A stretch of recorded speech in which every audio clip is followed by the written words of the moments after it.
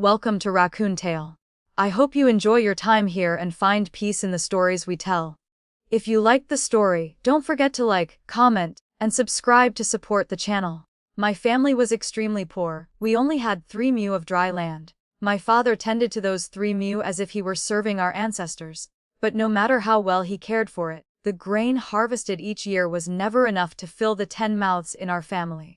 My grandparents were elderly, and my 3 younger uncles were still bachelors, spending their days wandering the village from east to west, knowing only how to gossip. They were the very definition of lazy. My youngest aunt and I were the same age. We were my grandparents' treasures. That year, the snow fell heavily. There had been no food in the house for days. Seeing that the whole family was about to starve to death, my father went to the city to find work. A matchmaker from the village came and offered 4 taels of silver for me. I sold myself. On the day I left, my mother cried until she fainted several times. She gave me her only dowry, a single velvet flower. I took 2 taels and presented them to the family, then quietly gave the remaining 2 taels to my mother, telling her that no matter what, she had to raise my younger brother and sister. On that day, the snow was falling heavily. My father, who had gone to the county seat for work, had not yet returned. My mother, carrying my brother and sister, stood in the wind and snow to see me off. It was so cold, yet my mother didn't even have an overcoat. The donkey cart pulling me went further and further away. The snow was so thick that my vision soon blurred. In total, 12 girls were sold with me. We were all from our village and the neighboring ones, and our ages were not far apart. Although we had been bought by the matchmaker, at least we were fed every day. Families who could be ruthless enough to sell their daughters would certainly not have treated them well at home. Every day, they chattered endlessly. I just listened silently, wondering where we would be sold next. The journey was difficult, lasting over a month. By the time we arrived in Bianjing, it was already spring. The matchmaker locked us in a small courtyard. On the first day, she took the 5 prettiest girls out. A few days later, she took the rest. I was sold to the Wen family in the west of the city, assigned to the second courtyard. I heard the master of the house was a 7th rank official. I was assigned to the second Mrs. Courtyard as a coarse workmaid, doing daily sweeping and odd jobs. The Wen family household was simple. Besides the madam, there was only one concubine, who had been madam's dowry maid. The 3 masters were all born to the madam. I heard they were sent to study at a famous academy in Shaanxi, returning no more than twice a year. All 3 masters were handsome, but the most beautiful was the first master, Caspian Wen, who looked like an immortal from heaven. The eldest Miss, Yuniang, also born to the madam, was 13 this year. She seemed quiet and reserved, but her temperament wasn't very good. The second Miss, Pearl, was born to the concubine. She was only 7 this year, round and fair like a steamed bun, and loved to laugh. As the youngest, she suffered from a bit of simple-mindedness, so everyone in the family doted on her. The Wen family was not harsh with its servants. I had been here for a year and had already gained weight. Every month, the madam gave each of us 200 copper coins, with bonuses on holidays. I quietly saved this money, wondering if I'd ever have the chance to bring it home. For me, these days were all good days. How could this work compare to the labor back home? In my free time, I learned knot tying, embroidery, and sewing, chatting with the other maids about everything under the sun. The eldest Miss, Yuniang, was skilled in poetry and painting, and the head maid by her side was just as capable. She was warm-hearted and never stingy, teaching us to read whenever she had time. Then one day, I heard that one of the girls sold to Bianjing with me had been beaten to death by her master. Only then did I realize how fortunate I was to have met a good family. I was living a life blessed by the gods, but the disaster came too quickly. In the year I turned 14, I don't know what crime the master committed, but the Wen family's assets were seized.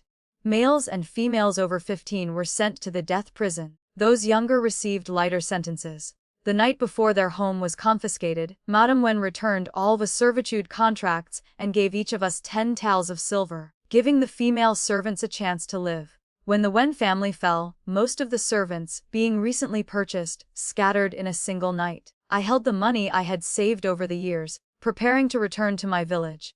But when I looked at the second Miss, now 9 years old and still so clueless, my heart softened. The Wen family's home was gone, and she and I had nowhere to go. She could no longer use her old name, Chuangniang. I gave her a new name, Pearl. She would be my little sister. My name was Rosalind. Rosalind Chen. The Wen family was in the death prison. Even if I used all the money in my hands, I wasn't sure I could even see them once. I had to keep Pearl alive. To live, we needed food and shelter. I was strong and wasn't afraid of hard work. I had learned a few characters and knew how to do accounts. I rented a small boat and started a business selling wine on the Bianjing River. Naturally, wine had to be served with food. In the summer and autumn, I sold marinated shrimp and crabs. In the winter, I made hearty snacks to warm the stomach. After deducting the rental fee, I earned 37 taels of silver in the first year. The Wen family's case, which had been so tumultuous, seemed destined for immediate execution, but a year passed with no further news. I sewed a long, cotton, padded robe and, bringing wine and food, I took Pearl to visit her father, mother, brothers, and her own mother, the concubine. Pearl happily wore the red cotton robe I had made for her, holding my hand and swinging it cheerfully. The prison was no longer as strict as it had been the previous year. I spent 2 taels of silver, and the head jailer let Pearl and me inside. The prison was dark and smelled foul. Pearl, being timid, gripped my hand, her eyes frantic like a lost little rabbit. I patted her hand and said, "It's okay. Your sister Rosalind is here." She managed a small smile, and 2 tiny dimples appeared at the corners of her mouth. The whole family was locked in one cell. I almost didn't recognize Madame, Master Wen, or the concubine. They had become so dark and gaunt. Of the 3 young masters, only 2 were present. The one missing was the first master, Caspian. I had only met them 3 or 4 times, and their ages were only a year or 2 apart. Seeing them now, I couldn't tell who was who. I didn't know where the missing one had gone. But at least the people here still looked human. The head jailer opened the cell for us for half an hour. Straw was spread in the corners, which must have been where they slept. Pearl looked at the 2 people she had missed so dearly, her father and mother, and couldn't recognize them. She hid behind me, peeking out, not daring to step forward. After a long moment, Master Wen called out, "Qiong Niang." She still remembered her name was Qiong Niang. She looked at her father for a long time, perhaps finally recognizing him, and cried out, "Father." 2 streams of tears ran down her pale face as she tentatively threw herself into his arms. The whole family looked at her and wept. Master Wen didn't know me. With dozens of servants in the house and his busy schedule, how could he remember us? Madame Wen was not yet 40, but her hair was completely white, making her look like a 60-year-old woman. But she still recognized me. "You are the maid Rosalind." Her eyes were dull and she spoke with difficulty. "Mother, she is my sister Rosalind," Pearl replied, holding my hand. "Master, madam, please forgive this servant. I didn't dare let the second miss use her real name. Fearing the officials might find her one day, I had to have her take my surname and gave her the name Pearl." "Rosalind, what crime have you committed?" The entire Wen family was arrested, leaving only her behind. It all happened so suddenly, we couldn't even arrange a safe place for our child. If not for you, I don't know if she would still be alive to stand here today. "This old man cannot thank you enough," Master Wen said. "Who would have thought? The Wen family has been imprisoned for a year, and our own eldest daughter, Yu Niang, has not visited even once. The only one who comes to see us is a former maid from the estate. Madam already returned your deed of sale. You are no longer a servant of this household. What is wrong with being Pearl's older sister? If there is a day the Wen family sees the sun again, Rosalind will be a daughter of this house." I observed Master Wen's dignified spirit. Perhaps there was still a chance for this case to be overturned. I was happy for Pearl. I didn't want to be a miss of any house. I just wanted to go back to my village to see my mother, brother and sister. Continuing as a boatwoman on the Bianjing River was also fine. "Master, madam, please don't blame the eldest miss. One day, I took Pearl to the Su family, but we couldn't see her. I heard she had just given birth and was in confinement. The Su family, afraid of upsetting her, never told her the truth. The mistress of the Su family sent someone to find me, telling me, for the eldest miss's own good, to never bring Pearl to their door again." A few days later, the Su family moved to the eastern capital. Even if the eldest miss wanted to visit, the mountains are high and the rivers long. She also has a child now. How could she return? There was something I didn't say. I had heard that after eldest Miss Yu Niang heard about the Wen family, she cried until she fainted. Her husband took advantage of her unconscious state to put her on the boat. They are all just ordinary people. In times like these, prioritizing self-preservation. What's wrong with that? After a few more words, the allotted time was up. I tried to lead Pearl away, but she cried, wanting to take the whole family with her. It took much persuasion to get her out. Then she started crying again, asking why she didn't see her eldest brother. The legend of the first master, Caspian, was everywhere in the manor. Not only was he born exceptionally brilliant, but at 20, he had achieved the triple first in the examinations. He was the most favored disciple of Grand Scholar Song. The future was his for the taking. I didn't know about all that, but his appearance was indeed remarkable. After all, his mother was a rare beauty. A person, life or death unknown, had simply vanished. Master Wen kept his mouth shut, and I knew I couldn't ask further. I took Pearl back to our home. We rented a courtyard on East Street with another family. Pearl and I took the 2 rooms on the east side, one for living, one as a kitchen. A family of 4 lived in the 3 rooms on the west side. The man was a peddler named He, a 6-foot-tall man with a silver tongue. His wife, Mistress He, didn't talk much, but she was an incredibly kind person. She was skilled with her hands and would embroider handkerchiefs and pouches in her spare time for her husband to sell. I could sew clothes and shoes, but I couldn't embroider, so I had Pearl learn from her. Any leftover fish or shrimp from my sales always ended up in Pearl's stomach or in those of her 2 children. Today was no different from any other day, except the Bianjing River had frozen over, and my business had to stop. I had regular customers who liked my snacks, so I made them at home and delivered them. When I returned home for dinner, Pearl had already fallen asleep. Seeing her asleep, I used my shoe sole to snuff out the oil lamp. I lit the charcoal in the basin, but the smoke was thick, so I opened the window a crack. I would put the fire out before sleeping, wait for the air to clear, and only then dare to close the window. I was 15 now, old enough to be considered a young woman anywhere. Making a living on the Bianjing River wasn't as easy as it looked. Others were occasionally harassed. For a girl like me with a younger sister, it was even harder. But the river had its own rules. Once the protection fee was paid, someone would naturally watch over you. I wasn't afraid of hard work, I was only afraid of trouble. When the knock came, I startled. After all, Per and I were all alone in Bianjing. Who could be looking for us this late at night? Who is it? I called out loudly. I am surnamed Wen, a low, deep, and pleasant male voice replied from outside. Surnamed Wen. I didn't think much of it, put on my coat, and got out of bed. The man outside turned sideways to enter, and I quickly closed the door. He turned his back to me and stood by the bed, looking at Pearl. The small room only had a curtain dividing the space. Inside was the sleeping area, outside was the living area. He had pulled the curtain aside. I could see he was tall, wearing a black cloak, his hair fastened with a jade clasp. I vaguely guessed who he was but didn't dare ask, waiting for him to finish looking. I added firewood to the basin, boiled a pot of hot water, and poured him a cup of tea. This was the tea I sold to customers on the boat. It wasn't good, but it wasn't bad either. When he drew the curtain and stepped out, the oil lamp was dim, but I could still see him clearly. People in the manor used to say he was born exceptionally brilliant. I never knew what that meant, but seeing him today, I understood. He looked very much like Madame Wen, only his eyebrows were longer. He had natural peach blossom eyes, alluring even without a smile, a straight nose, lips that weren't too thin, and a sharp jawline. Looking closely, I saw a black mole beneath his lip. Yet his aura was cold and sensual. The limited words I knew for handsome men were all insufficient to describe him. Crucially, his skin was also very fair. Still wearing his cloak, he sat down and accepted the tea I poured.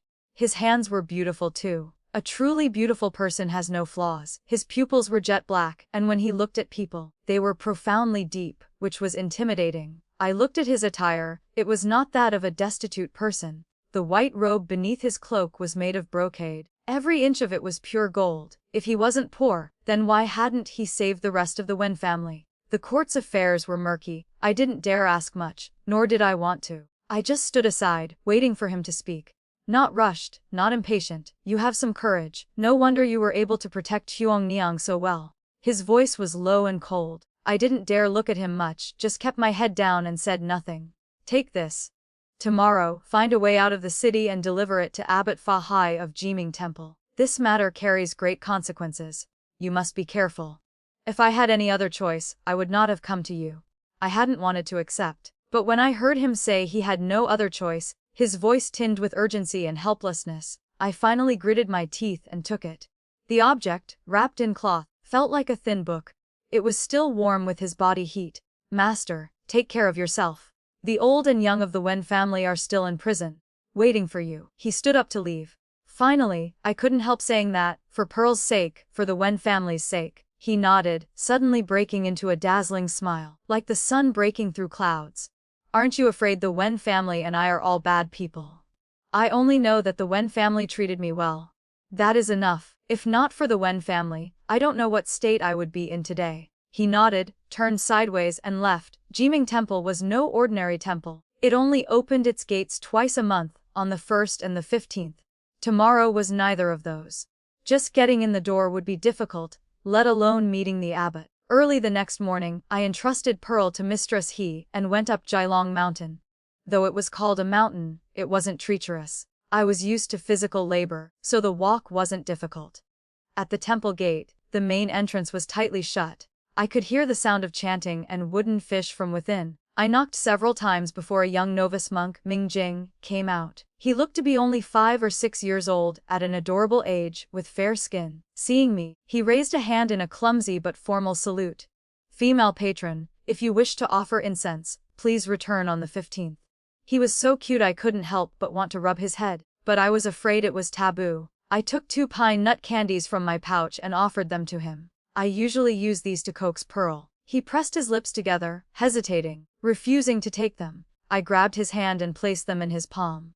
I'm not here for incense or prayers. Please go tell the abbot that his long-lost daughter has come to find him. I knew lying was wrong, but what choice did I have? If I hadn't overheard a rumor on the boats, I never would have thought of such a method. Abbot Fahui, before he became a monk, was the son of the late emperor. The current emperor had to call him little royal uncle. Years ago, during the rebellion of the 5 princes, the abbot was ordered by the emperor to quell the revolt. The rebel prince, Prince Huai, captured the abbot's family and threatened to kill them unless he withdrew his troops. The abbot's wife, fearing he would be controlled, led the children and servants of the household in setting fire to the mansion. When the abbot returned victorious, all that remained were over 100 charred bodies, burned beyond recognition. It was rumored that a nanny had escaped with the young princess, but though they searched for years, they were never found. Heartbroken, the abbot renounced the world and became a monk at Jiming Temple. If that princess were still alive, she would be about 15 or 16 now. The little novice, Ming Jing, naturally didn't know the abbot's past, but he went inside to report. Since I had been bold enough to come this far, I no longer felt afraid. As for impersonating the princess, I'd heard many people had brought children to the mansion back then, claiming to be her. Even though they were all false, none were beheaded. Now that the prince was an abbot, he was even less likely to commit such a sin. Before long, a chubby monk walked out. His belly was round, his nose large with a red tip, and he had 2 fleshy mounds on his cheeks. On anyone else, this might look fierce, but on him it only appeared friendly and endearing. He looked me up and down, smiled and asked, "Female patron, how can you be so certain you are our abbot's daughter?" I wasn't her, so of course I couldn't be certain. Guessed. If the rumors are true, my story matches. As for whether it's real or not, only the abbot himself would know. Whether I am his daughter or not, only he can tell. By treating the false as real, at least I can meet him. The chubby monk tilted his head, looking at the little novice Ming Jing's puffed-up cheeks. He told Ming Jing to hold out his hand. Ming Jing, clearly too naive, obediently stretched it out. The chubby monk's fat fingers pinched him, grabbed the remaining candy, and popped it into his own mouth. He turned, waddling away with his belly sticking out. The little novice's eyes went wide. I patted his small shoulder sympathetically. "What's your name?" "Ming Jing," he pouted, looking like he was about to cry. "Ming Jing, listen to your big sister Rosalind. Next time your master is fast asleep, go scratch on his door. He steals your food, so you ruin his dreams. If that doesn't work before you eat, spit twice on your food. Then see if he still eats it. This time we'll let him get away with it. Next time I come, I'll definitely bring more candy for you." I squatted down to console him. Ming Jing had probably never heard such wicked advice in his life. He was momentarily stunned, just staring at me with his round eyes. His master returned quickly and led me inside. Ming Jing followed beside me, his little face hesitant, wanting to speak but holding back. I shot him a proud smile. He probably thought I was brilliant. Abbot Fa Hui had just finished explaining the scriptures and was waiting for me under the Bodhi tree in the back courtyard. It was cold winter, yet this tree alone was lush and green. If not for his shaven head and monk's robes, who would have thought he was a monk? His features were truly too handsome and refined. He had been to battle, yet he carried no trace of bloodlust. He seemed gentle and wise, and his age was indiscernible. Everyone else had withdrawn. He stood under the tree, fingering his prayer beads, gazing into the distance like a figure in a painting. This common woman is guilty, please forgive me, Abbot. Today's lie was a last resort. I bowed deeply, confessing my deceit. He seemed accustomed to disappointment, as his expression didn't change. I took the bundle from my shoulder and handed it to him.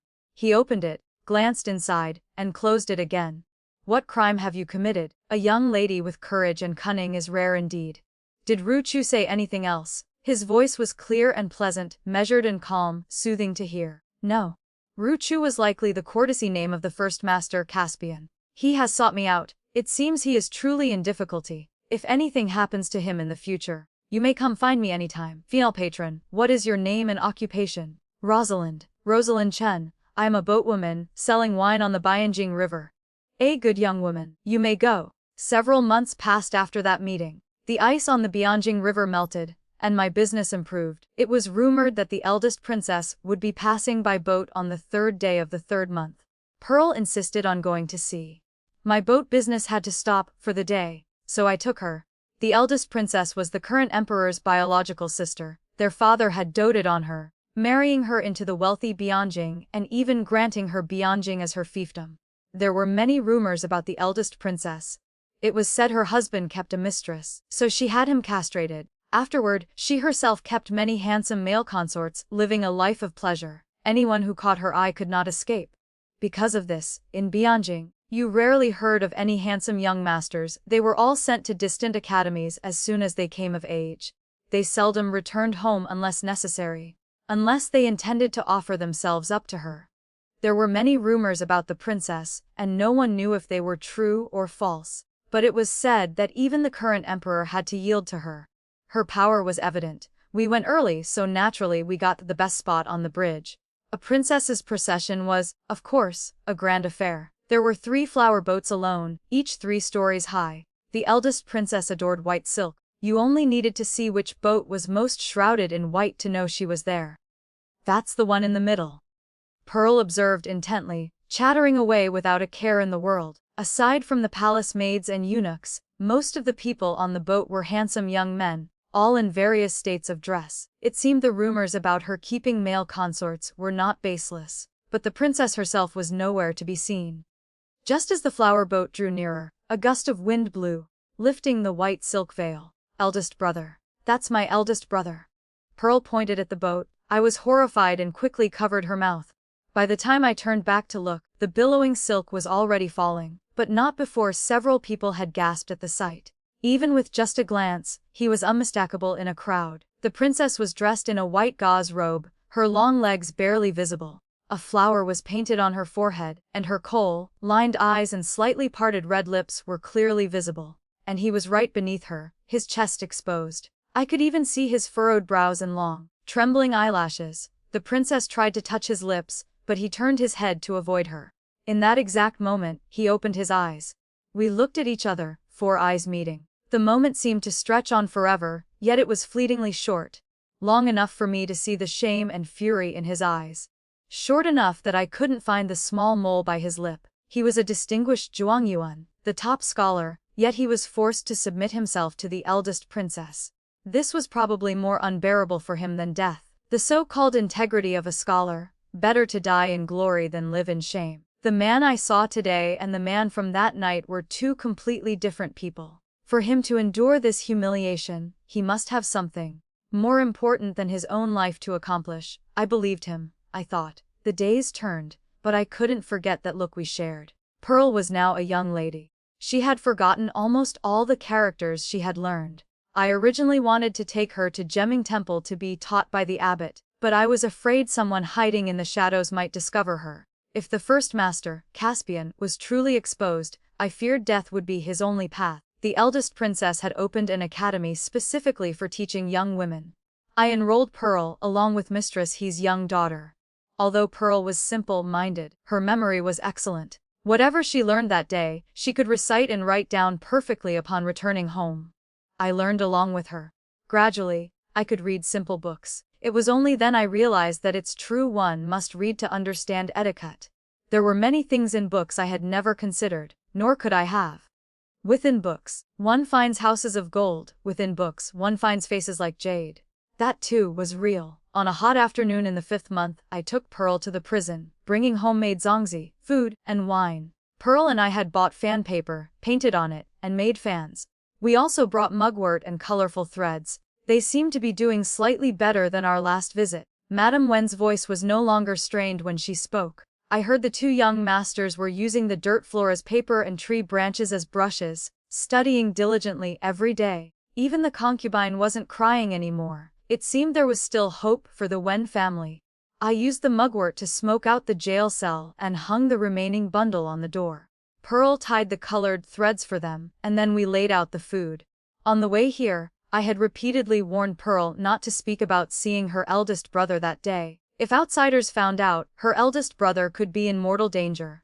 She asked several times if she could tell her father and mother. I shook my head several times. She understood the gravity of the situation and didn't mention it again. It wasn't that I was afraid the eldest princess would discover his identity. She must have investigated his entire ancestry before keeping him. It was more likely she knew his background and wanted to humiliate him precisely because of it. I was afraid that his father and mother, unaware of the situation, would be so overwhelmed with grief upon hearing of their son's plight that they might do something drastic. He had subjected himself to such degradation. One of the reasons, surely, was to save his family's lives. If he knew his family had died of grief because of him, I don't know what he would do. Rosalind took me to the academy. I can read many books now. I wrote the characters on this fan. Father, look, isn't my writing beautiful? Pearl clung to her father's arm, cooing. She didn't seem simple-minded at all in that moment. I had always felt that Pearl wasn't truly ill. She just thought a bit slower, was a bit more childlike than others. Her father carefully examined the fan, nodding as he looked, stroking his long beard. He praised her endlessly. My daughter is so promising, she can write such beautiful characters. It seems your second and third brothers must work even harder now. I liked the Wen family, in part because of Master Wen's attitude toward his daughters. He was stricter with his sons but gentle with his daughters, his eyes filled with equal love, never favoring one over the other. The children he raised were all generous, hearted and not overly dogmatic. Second brother, third brother, did you hear that? If you don't work hard, your little sister will surpass you. Pearl tossed her chin proudly. This is all thanks to your sister Rosalind. It's not easy for her to raise you, and she even sends you to school. In the future, you must remember her kindness. Her mother, Auntie Wen, tapped her on the forehead. My sister Rosalind is, of course, the best sister in the world. And I am her dearest little sister. Mother, look at the new undergarments Rosalind sewed for everyone. They're all made of fine cotton. She washed them clean, dried them in the sun, and kneaded them soft by hand before sewing. But I can help her sew now. Pearl opened the bundle and took out the undergarments. Shangshu, one of the girls sold to Bianjing with me, was now a concubine in a wealthy house. I heard she was sending someone back to her hometown to fetch her things. I found her and gave her the clothes I had made for my parents and siblings over the years, along with 3 taels of silver, to take back. A few days ago, the person returned with a letter. It was from my father, written by someone in the city. Ever since I sold myself for 2 taels of silver, my grandparents had caused a commotion, demanding to divide the family assets. Those 2 taels were divided per person. My parents only received 600 copper coins. The house was built by my grandparents, so naturally, my parents got no share. My father gritted his teeth and took my mother, brother, and sister to the county seat. He had some strength, so he and my brother worked as assistants in a grain shop. My mother took my sister and did laundry for others. Although they didn't earn much, they managed to rent a house in the city and were living adequately. Now, with the 30-something taels I sent back, plus their savings, they could return to the village, buy land, build a house, and even arrange a marriage for my brother. The Wen family was like a second life for me. If not for the master and madam's compassion in returning my contract, who knows if I would be alive or dead today. I knew how to treat my own parents, so I knew how to treat them. It was just a set of undergarments. What did that count for? When the Wen family faced disaster, all our former close friends and relatives stepped back. Not one person spoke up. Only Rosalind treated our family with sincerity. Master, If we survive this, let's have our sewer marry her. This is what they call true character revealed in adversity. Where else could we find a young woman with such loyalty and righteousness? Madam Wynne stroked my head. At the time, I didn't know which Sun Sewer was, but I felt I was unworthy of any of them. They were all gentlemen who studied the classics. If the Wen family was pardoned, they would surely return to their official paths. They should marry young women from families of equal standing. How could I dare to dream of such a thing? Madam, you absolutely must not. What Rosalind has done is nothing compared to what the master and madam did for me. If you hadn't returned my contract, Rosalind doesn't know if she'd be alive or dead. I do these things from the bottom of my heart. If you can walk out of this prison, the young masters of this house will surely become officials. How can they marry a wife who was once a servant? If Madam truly wishes to thank me, just treat me as you treat Pearl. That is enough. I remain kneeling. The future is long. This old man only fears that the Wen family will delay your future. Alright, let's not talk about this. Pearl, pour your father some wine. I soon forgot about what was said that day. By the time it was mentioned again, the circumstances were entirely different. The 5th month is the poisonous month. If there was no business, I wouldn't go out at night. I closed up early, coaxed Pearl to sleep, and opened my chest to count my savings. If the Wen family was released, it would be best if Master Wen could resume his post. But what if he couldn't? Where would they live? What would they eat? Could the 2 young masters still afford to study? And what would happen to the first master, Caspian? I dared not think about it. I couldn't afford to buy a house, only rent a larger one. But the silver I had wasn't even enough for that. Perhaps I should think of another trade. This small income from the boat, I didn't know how many years it would take to support 2 scholars. I rested my head on my arms, slumped over the table, and fell asleep. When I woke up, I didn't know when he had arrived. He was sitting across from me. My arm was numb, and as I moved it, it felt like thousands of ants were biting me, painful and itchy. I grimaced for a long time before it felt normal again. He just watched me silently, saying nothing. He smelled of realgar wine. He was wearing a white robe, its sleeves long. The collar was pulled open an inch, revealing much of his chest. His hair was disheveled, his clothes in disarray. Perhaps he had drunk too much. The corners of his eyes were red, his eyes glistening. He looked just like a spirit that feeds on human souls. No wonder the eldest princess wanted to take him. I was 16, not old, not young, just at the age for marriage, but I had never truly interacted with a man. My first close contact was with this supreme specimen. It was only natural that my face reddened and my heart pounded. In truth, my skin had thickened over the years. On the boat, what kind of customers had I not met? Some loved to tell bawdy jokes. I went from blushing to eventually hearing them as if they were nothing. But against his thick-skinned ness, my own was momentarily useless. Why has the first master come today? I licked my lips, smiling awkwardly. Do you have any colored threads? Tie one for me. He rubbed his temples, half awake, half dreaming. I knew better than to argue with a drunkard. I wouldn't say something tactless like, "Don't you know what day it is? The Dragon Boat Festival was ages ago." I found one in my sewing basket. He extended a pale wrist, waiting. I tied it for him. He raised his arm to look. The wide sleeve slid down, revealing half his forearm. On his pale skin, the muscles were defined, but it was covered in startling wounds, some new, some old.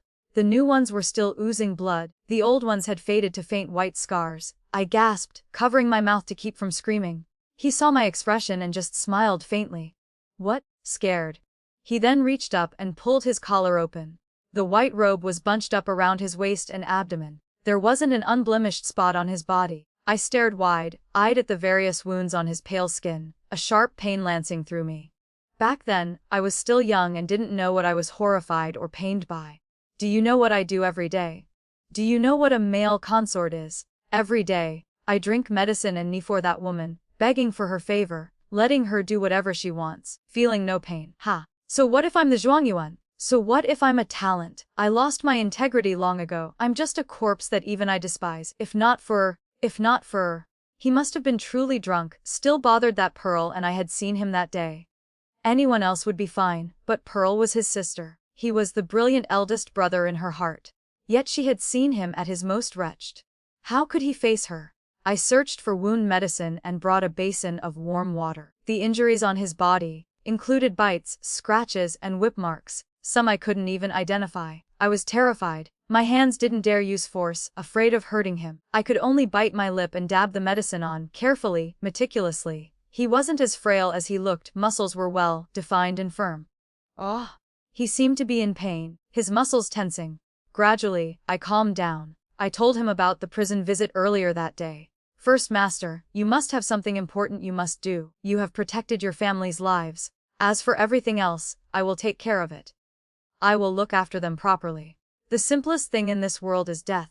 A rope, a knife, even biting one's tongue. But living, that is what requires courage. A gentleman's integrity is in his righteousness, his magnanimity, his grace.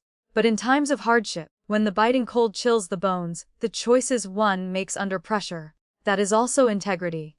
Since you have made your choice, why must you harm yourself like this? You only need to know that the people you love will never, ever abandon you. Perhaps this was the benefit of reading. I could even speak such timely and appropriate words. He closed his eyes, half reclining in the chair, looking as if he were asleep. The wounds on his abdomen were worse than elsewhere. His waist was very slim. I don't know why, but I suddenly remembered my mother telling me that a man must look sturdy. A waist too small couldn't even hold his own wife, let alone continue the family line or support a family. Thinking back on it now, it was amusing. Though his waist was slim, it looked powerful. It's done. It's useless, really. In a few days, it will just be like this again. A waste of medicine. He sat up straight. I helped him put his robe back on. Take good care of yourself. No matter what, you must protect yourself. How am I supposed to protect myself? This is the greatest compromise I can make. If you tell me to wag my tail and beg like the others, I would truly rather die, he said angrily. I was speechless. True, it was easy to talk. How had he convinced himself to become the eldest princess's consort? How had he gritted his teeth and endured until now? He would rather suffer physical pain than lose the last shred of his dignity. I'm hungry. Make me something to eat. Is it alright to be back so late? She gave me permission today, told me to go visit my family. What family do I have left? This is the only place I can come. I had just visited the prison, so I wasn't going to the boat tomorrow. There was no food in the house, only 2 crucian carp swimming in the water basin. I caught one, prepared it, and steamed it. He took the small stool Pearl usually sat on and fed the fire at the kitchen entrance, watching me cook. I reheated the leftover congee in the pot. The fish was quick to steam. I ladled out some marinated shrimp and crab, and sliced some cured meat for a stir-fry. None of the portions were large. He wasn't picky and ate everything clean. When I was washing the dishes, he stood beside me, watching. He was very tall, and the oil lamp cast a long shadow on the wall. I want to start another business. When Master and Madam Wen are released, if they cannot resume their posts, I want to rent a larger courtyard. The 2 young masters will still need to study. Although the boat business is good, it earns too little. I'm afraid it won't be enough to support us, let alone anything else. I told him my thoughts. He lowered his eyes, the shadow beneath them dark. Have you thought about me? He asked suddenly. Of course I have. I don't know what you are doing, but I know you cannot escape your connection with the eldest princess. The affairs of the royal family are mysterious. If something happens, who can say what's right or wrong? I just hope you can escape safely. That would be best. I didn't dare think too much. He curled his lip, a smile that wasn't a smile. What other trade do you want to do? This year's business was good. Excluding the money for the prison, daily expenses, and the 30 taels for my parents, I have 60 taels and 57 copper coins left. This bit of money isn't even enough to rent the most remote shop in Bianjing. I haven't decided what to do yet. I won't be going to the boat for the next few days. I'll look around first and see if there are better options. Silver is a good thing. Using silver to make silver is easy, but using human labor to make silver, it's not just about working hard. I will think of a way for the money. Don't. If you had silver, you would have brought it out long ago. Why wait until today? You just need to protect yourself. Let me think. There must be a way. He looked at me with that non-smile. I was unsettled by his gaze and frowned back at him.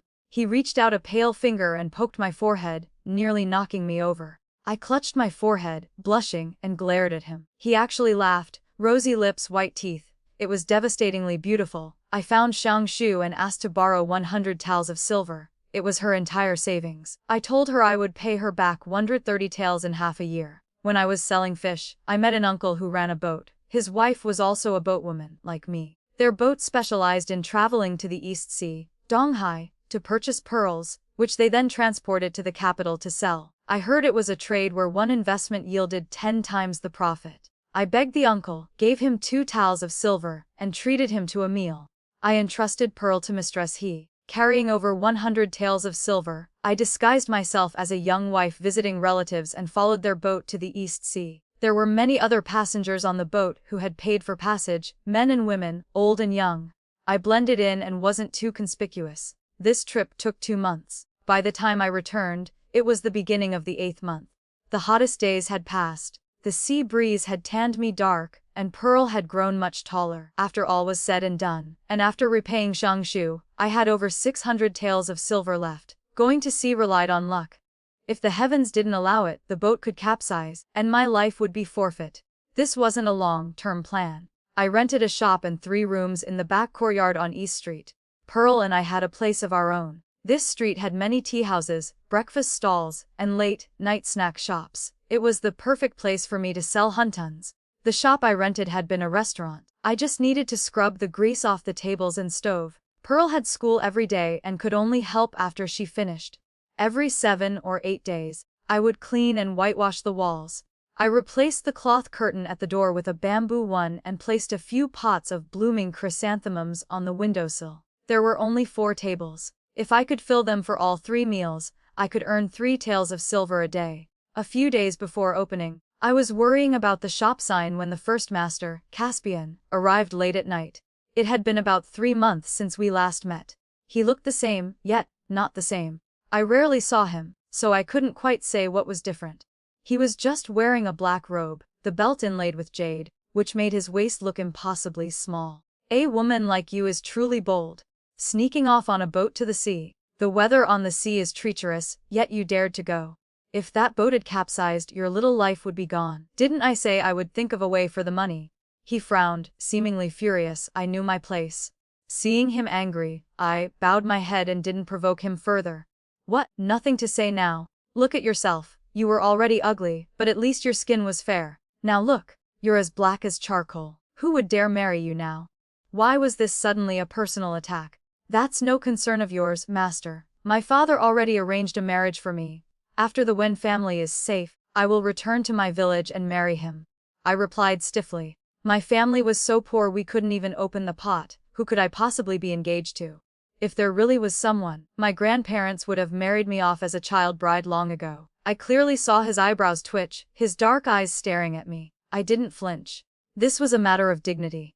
Fine, very good. Since you're engaged, do as you please. Just protect that little life of yours. He threw down a silver banknote and turned to leave.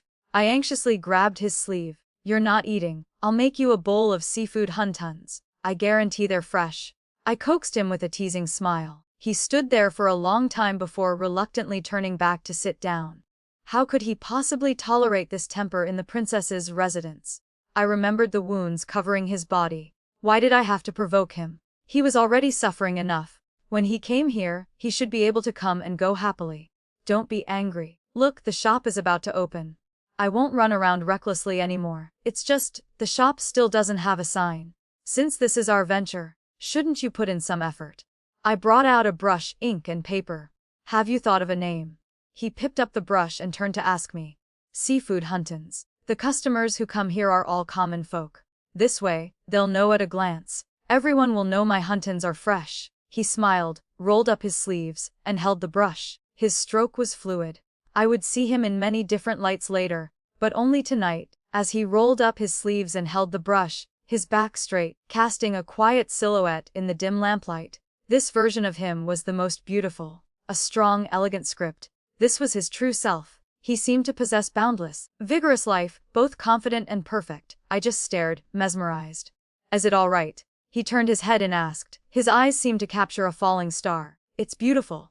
I was captivated. Both the person and the characters. Everything is strangely beautiful. He pressed his lips together, smiling. I only learned later that he was just 22 years old that year. He ate 2 bowls of huntons. As he was leaving, I handed the banknote back to him, telling him to return it to wherever he got it. No matter the relationship, once money was involved, the feelings would never be as pure. He eventually took the banknote back, saying, "If you were a man, would you still return it?" Unfortunately, I am a woman. What I can do is limited to this. The Hunton shop's business got better and better. I couldn't handle it all myself, so I hired Mistress He to help cook. At the end of the year, counting the silver, I felt a new strength in my heart. Day after day, in the year I turned 19, the eldest princess returned to the capital. I heard she would be staying for a while and might not return. The princess also took him with her. In truth, he didn't visit often, perhaps once every month or few months, always late at night, staying only long enough to eat a bowl of food. We barely exchanged a few words, but I still found myself waiting for him, missing him. People often say beauty ruins nations and men, but the beautiful person himself is unaware. In the 12th month, His Majesty made a vow. Although I didn't know what it was, the emperor was a devout Taoist, brewing elixirs daily, seeking immortality. Everyone knew this, but a vow from the emperor was a good thing. It meant a general amnesty for the realm. The Wen family happened to be included.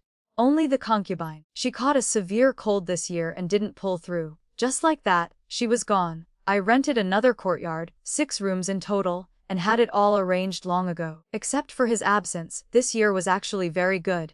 Pearl was now a young lady of 14, graceful and lovely, a truly beautiful flower. Her simple-mindedness seemed to have faded. She spoke and acted with clear order. She was just a bit stubborn at times. For instance, when I told her to move back home, she refused, no matter who tried to persuade her. I was already an old maiden, and she was a grown woman. She couldn't follow me around the shop every day. She was so beautiful. She should be at home, cultivating her temperament, learning the zither, chess, calligraphy, and painting from her father. When her eldest brother returned, he could surely arrange an excellent marriage for her. I had no choice but to follow her and move into their home. I gave the shop's back courtyard to Mistress He's family to live in, rent-free. They could watch the shop and save money. 2 birds with 1 stone. I was a free person. To put it bluntly, I had no relation to the Wen family anymore. Living with Pearl was one thing, but moving into their home always felt awkward. However, Master and Madame Wen treated me exactly like their own daughter, no different from how they treated Pearl. The 2 young masters treated me with even more respect. Gradually, I adapted, calling them Uncle Wen and Auntie Wen, and calling the 2 masters second brother and third brother, just like Pearl did. He was gone for half a year without a single word. Uncle Wen seemed to have found a new hobby. He spent half the day teaching at the local school and the other half teaching his 2 sons at home. He was, after all, a proper Juran scholar. Pearl no longer needed to go to the academy. She stayed home with Auntie Wen, reading, writing, and doing needlework. She also had to clean the house, buy groceries, and cook. She could do everything now. If I prepared a generous dowry for her, what kind of husband would she marry? A high-status family might be difficult. But a wealthy, ordinary family was certainly not. I only hoped for one thing, that she could marry someone who would love her and protect her, allowing her to live a happy, carefree life. One evening, I returned home late. The atmosphere was heavy and tense. I didn't know what had happened. No one in the family would say clearly, only that Uncle Wen had gone to the private school in the morning and had locked himself in his room upon returning. He hadn't come out all day, not even to eat. In my heart, I vaguely understood. He had found out about the first master, Caspian. It was only a matter of time. I cooked huntons from the shop, served the others first, and then brought a bowl to him. His room had been converted into a study, and he was in there. I called out several times before he answered. I pushed the door open. The lamp in the study wasn't lit. Moonlight from the window cast a single, straight beam. I placed the tray on the table and found a flint to light the lamp. Having not seen him for just one day, Uncle Wen seemed to have aged immensely. His hair, already gray, seemed to have turned much whiter. His back was bent. He was no longer standing straight. Uncle Wen, have you heard about the first master? I placed the bowl in front of him and handed him the chopsticks. His hand trembled so much he couldn't hold them. Uncle, are you grieving his lost reputation, or are you pitying his suffering? My son has suffered too much. It was I who harmed him. Uncle Wen's tears streamed down. He grieved for his child more than for his reputation. Uncle, if you pity him, then don't say anything about harming him. He is already suffering enough. He didn't tell you all precisely because he was afraid that one day, when you found out, you would blame him, resent him, or be tormented by guilt. No matter how much he suffered, he gritted his teeth and endured. We should all, just as before, live our lives well. We are family. Why must we calculate these things? We must treat him no differently than usual, only then will he not feel anguish. I took a handkerchief and wiped his tears. But, with such a reputation, how will he marry a wife and have children in the future? Uncle, he is an excellent man. A better wife would naturally be waiting for him. You don't need to worry. Just eat your fill, nourish your spirit, and wait to hold your plump grandchildren. He is so good, like the bright moon in the sky. His eyes even twinkle with starlight. What good woman in this world would not be won over by him? He has suffered so much. If the heavens still cherish him, they will give him a wife who loves him, protects him, and treats him with all her heart. In the 7th month, I left the shop to Mistress He and Auntie Wen and took a carriage with Shang Shu's belongings back to my hometown. I had left home at 12, 7 years had passed. I didn't know if I had changed or if my home had. I had sent money back every year. My family had bought 40 mu of paddy fields and built a large tile-roofed house. My sister was married, my brother had taken a wife. My grandparents had passed away long ago. My 3 good-for-nothing uncles had all married and were living comfortably. My family felt so distant and I was a stranger to them. The wife my brother married was clever, perhaps too clever. She was always asking me how much I earned a month, how much the dress I was wearing cost. I didn't have the patience to talk to her, just biting my tongue. In her words, I was now a concubine. My father, having played the old master for 2 years, never once asked if his daughter was living well. He only said, "Coax your mistress, serve your master well. If you earn more silver, remember to bring more home. I still have to save money for my grandson's wedding." When my sister saw me, she just cried a river about being poor. My father had used the money to get wives for my 3 uncles but was reluctant to give her even 10 taels of silver, as if 10 taels were just rocks by the roadside, easily picked up. Silver is a good thing, but it is also not. It is too shiny, and it inadvertently illuminates the dark corners of the human heart. My mother had passed away a few years ago, but no one had told me. She had made me 2 pairs of shoes, which were kept in a cabinet. One pair was red, meant to urge me to marry. She had also wanted to make me a red outfit. The person who loved me most was gone so soon. No one could tell me clearly how she passed. Whether they didn't want to say or didn't dare to, it no longer mattered. She was gone. What was the use of clarifying? I only stayed for 3 days. I left 10 taels of silver and walked away, watching their disappointed faces, without turning back. I no longer had a home. I had nothing left to long for. Only when I knelt before my mother's grave did I dare to cry. I knew only my mother would pity me for the difficult road I had walked. At the beginning of the 8th month, I returned to Bianjing. The chrysanthemums in Bianjing were in full, glorious bloom. As soon as I opened the door, there was hot food waiting, someone waiting for me to come home. Even the blankets smelled of sunshine. See, my life on this earth was not in vain. Mother, look, someone loves me. I am living very well. If you can truly know, then rest in peace. In the next life, be a bird or a fish. If you want to fly, fly as far as you want. If you want to swim, swim wherever you wish.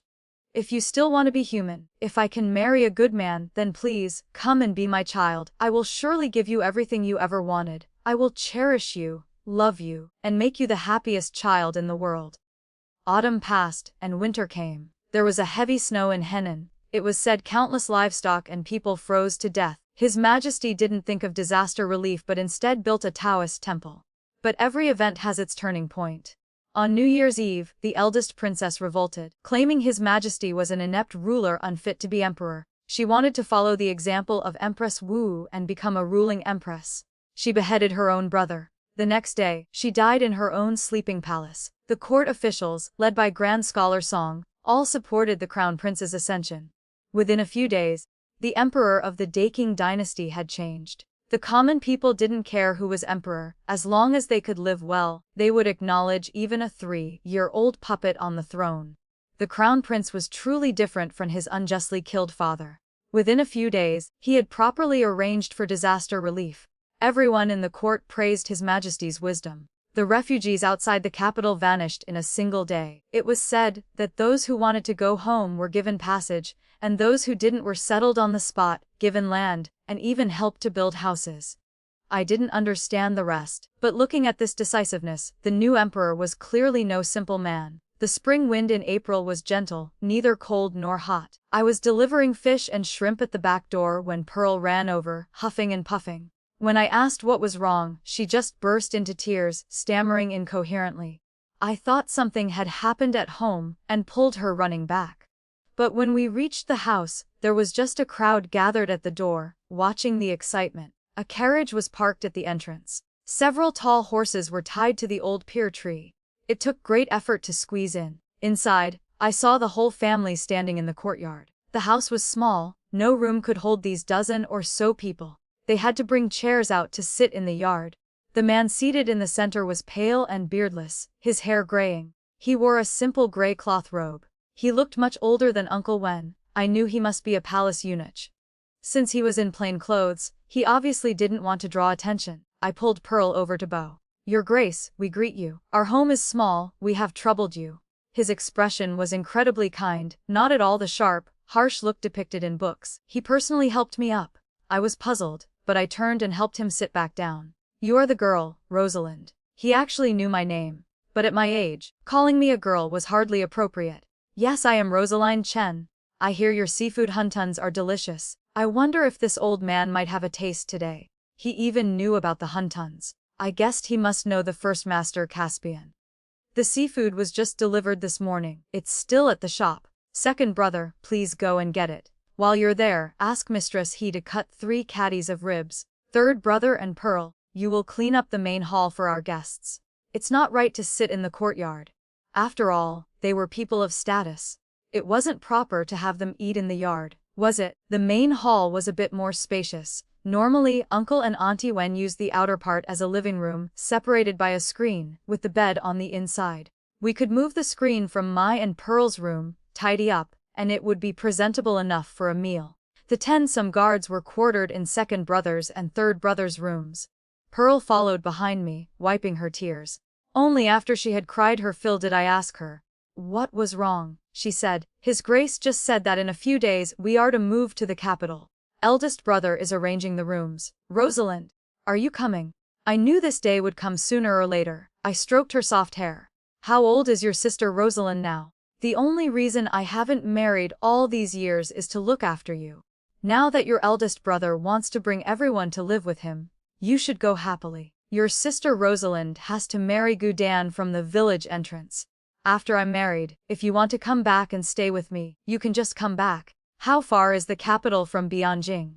Is this worth crying over?" I coaxed her. If there really was a Gudan at the village entrance, that would be nice. At least I could marry him, and my heart wouldn't have these foolish hopes. And since they are foolish hopes, they are, by definition, delusions. "You're lying, Rosalind. Where is this Gudan? Your mother clearly told me she wanted your eldest brother to marry you. If he marries you, you'll be my eldest sister-in-law. Then you have to come back to the capital with us." Only then did I learn that his name was Wen Su, and his courtesy name was Ru Chu. If I had agreed back then, I shook my head and smiled bitterly. Even if I had agreed, what then? The path of an official is already difficult. After what he experienced, it will be even harder. He should marry a wife who can support him. What can I give him? Besides, he doesn't treat me much differently than anyone else. "Who says you're simple-minded? Look at you. Your words are perfectly reasonable. Your sister Rosalind and that Gudan were engaged as children. I only found out when I went home last year. He's still waiting to marry me. How can I disappoint him? You must never again repeat what your mother said in front of others. It will ruin your eldest brother's reputation. Do you, He's." She giggled for a long time. "Can I go with you when you marry the Gudan guy?" "What are you talking about? Who marries a wife and takes in her little sister as a concubine? After I go home and get married, I will, of course, come back to Bianjing. The shop is my decision. You can stay as long as you want. I'll support you." Pearl was like the child I had raised. We had relied on each other for so many years. It was natural for her to be so attached to me. But the messenger was a palace eunuch, and judging by his high status, he was no ordinary person. For Pearl to follow the Wen family to the capital, that was what was best for her. Aside from the huntons, the rest were just simple, everyday dishes. After the meal, they had to return to the capital. The eunuch, however, wanted to speak with me privately. It was just him and me in the room. He sat, I stood, he looked at me, and I let him. Ru Chu and His Majesty are like martial brothers. When His Majesty was the crown prince, he was not favored. He was even exiled to Shaanxi once. His Majesty studied at the Shaanxi Academy. Besides Ru Chu, there was also Fei Yang, the young son of General Chun. The three of them became fast friends. Even after His Majesty was recalled to the palace, the three never stopped corresponding. Ruchu has the talent to govern a nation. Later, he achieved the triple first and entered the Hanlin Academy. The Wen family's disaster, the countless twists and turns Daras, were all because of the former emperor. Ruchu took a great risk, while Fei Yang cultivated a strong military force at the border, all to bring about the His Majesty we have today. Their place in His Majesty's heart, how can others compare? Ruchu's future as an official is limitless. Grand Scholar Song asked His Majesty to grant a marriage, wanting to marry his youngest daughter to him. His Majesty asked for his opinion. He said that he still had a loyal servant at home who had cared for his young sister and was filial to his parents. She is now a young woman of 22. If he didn't marry her, wouldn't he be an ungrateful, disloyal, and unrighteous man? His Majesty sent me to ask you, besides marrying him, is there any other way to repay this debt of gratitude? A loyal servant, you see. In his heart I was just a servant, not even counted as a normal woman. His Majesty had already given me enough face. What else could I say? Naturally, we needed a happy ending for everyone. Your Grace worries too much. What I did does not even compare to what the Wen family did for me back then. How can it be called a debt? My father arranged a marriage for me when I was young. I went home last year, and he is still waiting to marry me. Pearl and I have relied on each other for years. I cannot bear to part with her. Now that the first master, Caspian, has returned to his official path, I have no more worries. After they return to the capital, I must go home to get married. Your Grace only needs to bring one sentence back to His Majesty. The Wen family owes Rosalind nothing. Rosalind has now repaid her debt to the Wen family. If the first master marries in the future, Rosalind would be honored to drink a cup of wedding wine. Elia had told so many times, I had to believe it myself, as if there really was a devoted Gudan at the village entrance, waiting faithfully for my return. I came from a humble background. I was lucky to meet the Wen family, as if a seventh sense had been opened. I understood the world's impermanence, and I knew what I wanted. I wanted to find someone who loved me, not just a man, but someone who could treat me with sincerity for a lifetime. A single, devoted love. If I couldn't have that, then what did it matter if I loved him deeply? If I could fall in love, what could I not let go of? You are a bright girl. You will live well wherever you go. In that case, I will relay your exact words to His Majesty. If, one day, you get married, and I happen to be free, I will definitely come personally to drink a cup of wedding wine. As long as your Grace is in good health, that day will surely come. I smiled and helped him out of the room. After they had all left, I returned to the shop. Business was busy. By the time I got home, it was the middle of the night. Auntie Wen was waiting for me by lamplight. Today, everyone had something they wanted to say to me, but I didn't want to talk. In the past, she must have been an elegant woman. In the spring, she would pick peach and pear blossoms, dry them, and save them for tea during the other 3 seasons. She brewed peach blossom tea. The pink liquid in the white porcelain cup was fragrant just to look at. Rosalind, in 10 days, we leave for the capital. You must come with us. I will say it again if you are willing. I will have Caspian marry you. We will truly be one family. I never expected her to say such things. I had always said the Wen family was good and I wasn't wrong. Her gray hair had recently been tended to. She had gained some weight and her complexion was fairer. But she looked much older than the elegant official's wife she once was.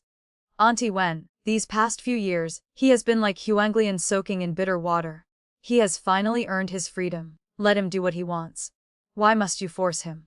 I held Auntie Wen's hand. My head bowed, unable to speak. If I said more, I wouldn't be able to hold back my tears. And I didn't want cry. Tears are the most useless thing in the world. You foolish child. In the end, the Wen family still owes you. From now on I am your biological mother, and Uncle Wen is your biological father. You must not sever this bond. Even if you only have time to come home for a short visit, that's enough, isn't it? I sat by the window all night. I don't know if it was the 15th or 16th. The moon was as round as a platter, emitting a clear, cold light that wasn't dim at all. It illuminated the darkness, but it itself was completely unaware. Starting the next day, the front of the house was flooded with carriages and horses. There wasn't even room to stand. I took Pearl to live at the shop. On the 5th day, second brother came to find us. He had a gentle, slow temperament. I had never seen him angry. But today, his expression was dark, and the circles under his eyes were shockingly large. Pearl brought him a bowl of huntons. He ate 3 bites and asked for another, as if he hadn't eaten in days. Rosalind, mother told me to call you home. She fell ill yesterday. The relatives who abandoned us in the past have been coming in waves. Yesterday, our maternal uncle's entire family came and berated mother. This morning, Yunyang returned. I don't know what she said to father and mother, but mother fainted from anger. They won't leave, they're just waiting at the house. Father tried to chase them off with a cane, and today his back is so sore he can't move. I told third brother to fetch a doctor, but the courtyard gate has been blocked and broken. Mother said this courtyard belongs to you and told you to come back and take charge. His tone was both helpless and furious. I had originally felt that, as an outsider, it wasn't my place to say anything. But I didn't want these shameless people to get their way. I hadn't planned on bringing Pearl, but she insisted on coming. The 3 of us hurried back. It took less than half an hour. I don't know if the 2 courtyard gates had been broken down or pushed in, but they were now lying at the alley entrance. A group of servants sat on top, cracking melon seeds and gossiping. It seemed the Wen family's relatives weren't poor, they could all afford servants. When the Wen family was in trouble, not one spoke up. Now, perhaps hearing the first master, Caspian, had a promising future, they didn't dare go to the capital. So they ran here to show their strength. The main hall was packed. Men, women, old and young, at least 20 people were sitting there. Uncle Wen was lying in second and third brother's room. A group of people stood on the floor, while a child lay on my and Pearl's bed.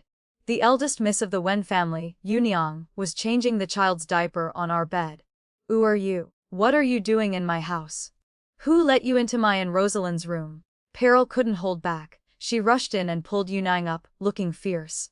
Although she didn't say it, she probably still remembered Yunyang. After all, this was her biological sister. Perhaps Yunyang truly had her difficulties back then, but in 8 years, had she really not found a few days to visit? She was no longer the eldest miss from my memory. Her hair was intricately styled, and she wore dazzling gold jewelry. Her figure had started to thicken, and the corners of her eyes and brows were sharp and unkind. She was long gone from the stunning young girl of the past. You are Cheong Niang. It's me, your eldest sister. You don't even know me. Has your simple-mindedness gotten worse? I'm changing your nephew's diaper. What are you pulling me for? She tried to turn back, but Pearl held her fast, her large, round eyes brimming with tears. I am Pearl. Whose eldest sister are you? You ignored your family's life and death. You didn't visit once in 8 years. Why are you here today? Why did you make father and mother so angry? Yunyang's body stiffened, her face suddenly flustered. Pearl. What? You are Chuang Niang, sister. I had my reasons all these years. Pearl didn't want to hear it and dragged her into the courtyard. The people in the room followed, eager to watch the commotion. The room was finally quiet. I told third brother to bring the doctor in to examine them. Pearl still wouldn't let go. Seeing the 2 were about to start fighting, I feared Pearl would be at a disadvantage. Pearl, on the verge of tears, finally let go and stood beside me, looking as pitiful as a little puppy. Those first few years had been so hard. We barely had enough to eat. I saved my own portions for her, raising her to be fair, skinned and soft. I couldn't bear to see her shed a single tear. Today, an outsider wanted to hit her. How could I endure it? I am in charge of this house now. If any of you have business, speak to me. I stroked Pearl's head. She looked even more aggrieved, pressing her lips together, tears streaming. Who are you? How dare you claim to be the head of this house? My nephew is a grand secretary. Aren't you afraid of biting your tongue? The woman who spoke was about 45, with a thick waist. She was probably from Auntie Wen's side of the family. A crowd began to chime in, the noise giving me a headache. Who do you think you are, acting so arrogantly in the Wen family home? Yunyang shouted. Back then, I was just a coarse workmaid. She naturally wouldn't remember me. First, I don't know any grand secretary. Second, I rented this courtyard. The lease is in my cabinet. For now, this courtyard belongs to the Chen family. I don't have relatives like you. Did you present a calling card when you came to my home? Did you get my permission? Since you didn't, can I go to the Yamen and report you for trespassing? Taking a step back, even if the Wen family is living with me now, whether you're here to visit or to try and profit, if you're talking about the Grand Secretary, first master of the Wen family, shouldn't you be at the Grand Secretary's residence in the capital? What's the use of coming here to bully his parents and siblings? Your information is so timely. Did you know when the Wen family was in trouble back then? I'm sure you all knew. Of course, Every family has its own difficulties. The Wen family can understand that. But in all these years, did any of the Wen family come knocking on your doors? People need face, just as trees need bark. Touch your own faces. Are they as thick as the bricks of the city wall? Maybe if we peeled them all off, we could raise the city wall by 100 meters. And you still dare to come here today. I've seen many types of shamelessness, but you're kind. This is truly a first. The Wen family might forgive what you did in the past. But what if they don't? Thankfully, the Wen family is well bred. If I were them, and I had power today, I would definitely take all these cold-blooded relatives who came to watch the spectacle back then and throw them in a wok of hot oil. Just to hear the sizzle. If not that, I'd at least throw them in the great prison for 3 to 5 years. Is there any family that hasn't done some dirty deeds? Finding 2 or 3. What's so hard about that? It's one thing for the children to be ignorant, but you, with beards long enough to reach your waists, almost buried in the yellow earth, you don't understand either. Isn't this the time to tuck your tails between your legs and be human? Who knows how many generations it will take for the Wen family to forget the past? You have to leave a path for your descendants, don't you? But instead, you mercilessly block your own path and the path of your descendants. I've only heard of repaying malice with kindness, never repaying kindness with malice. If I were you, I'd go home right now and burn incense every day, praying that the first master of the Wen family forgets. I'll just have to forget. I spoke until my mouth was dry. When I was young, I could argue in the village for an hour and not feel tired. Now that I was older, just saying these few words exhausted me. Where did you crawl from, girl? I am the first master's biological maternal uncle. You dare to insult the uncle's family. This was the man with the long beard I mentioned.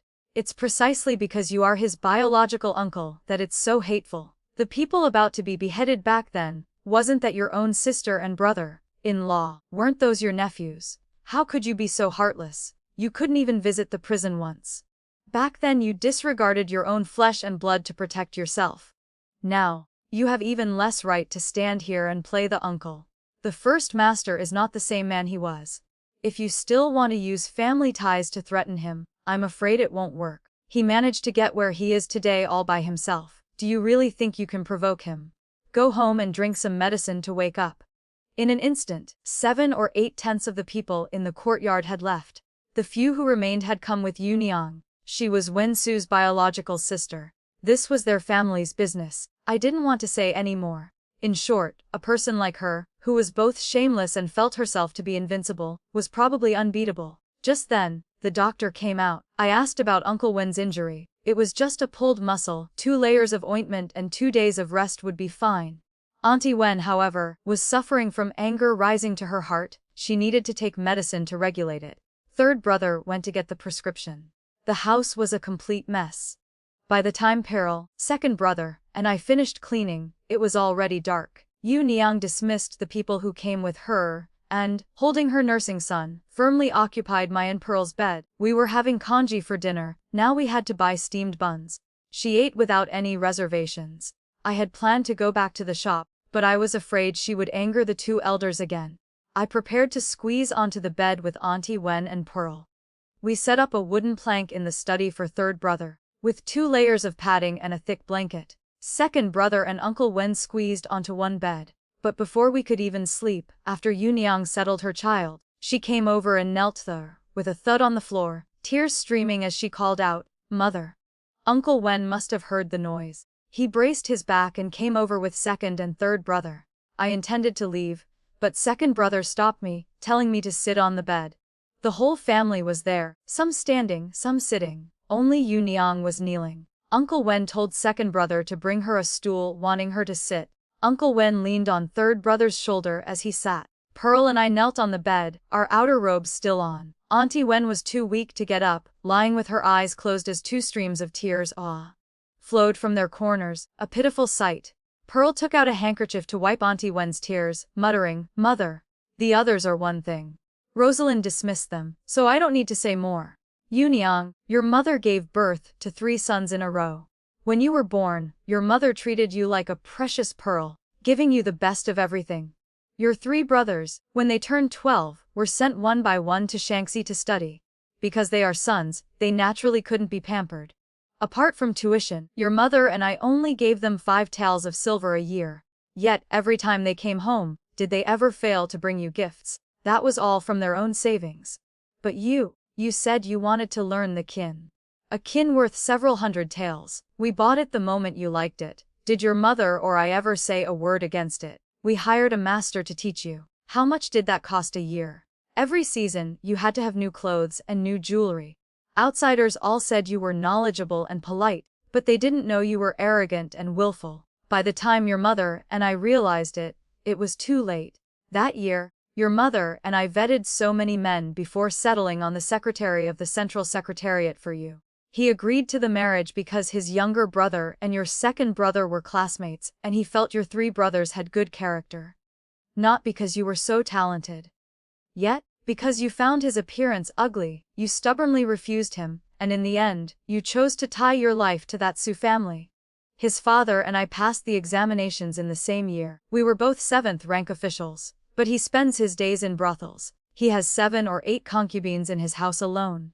That Sioux boy, besides his face, what does he have? He's the same age as your first brother, but has only managed to pass the Shukai exam after all these years. Your mother-in-law is famously muddle-headed.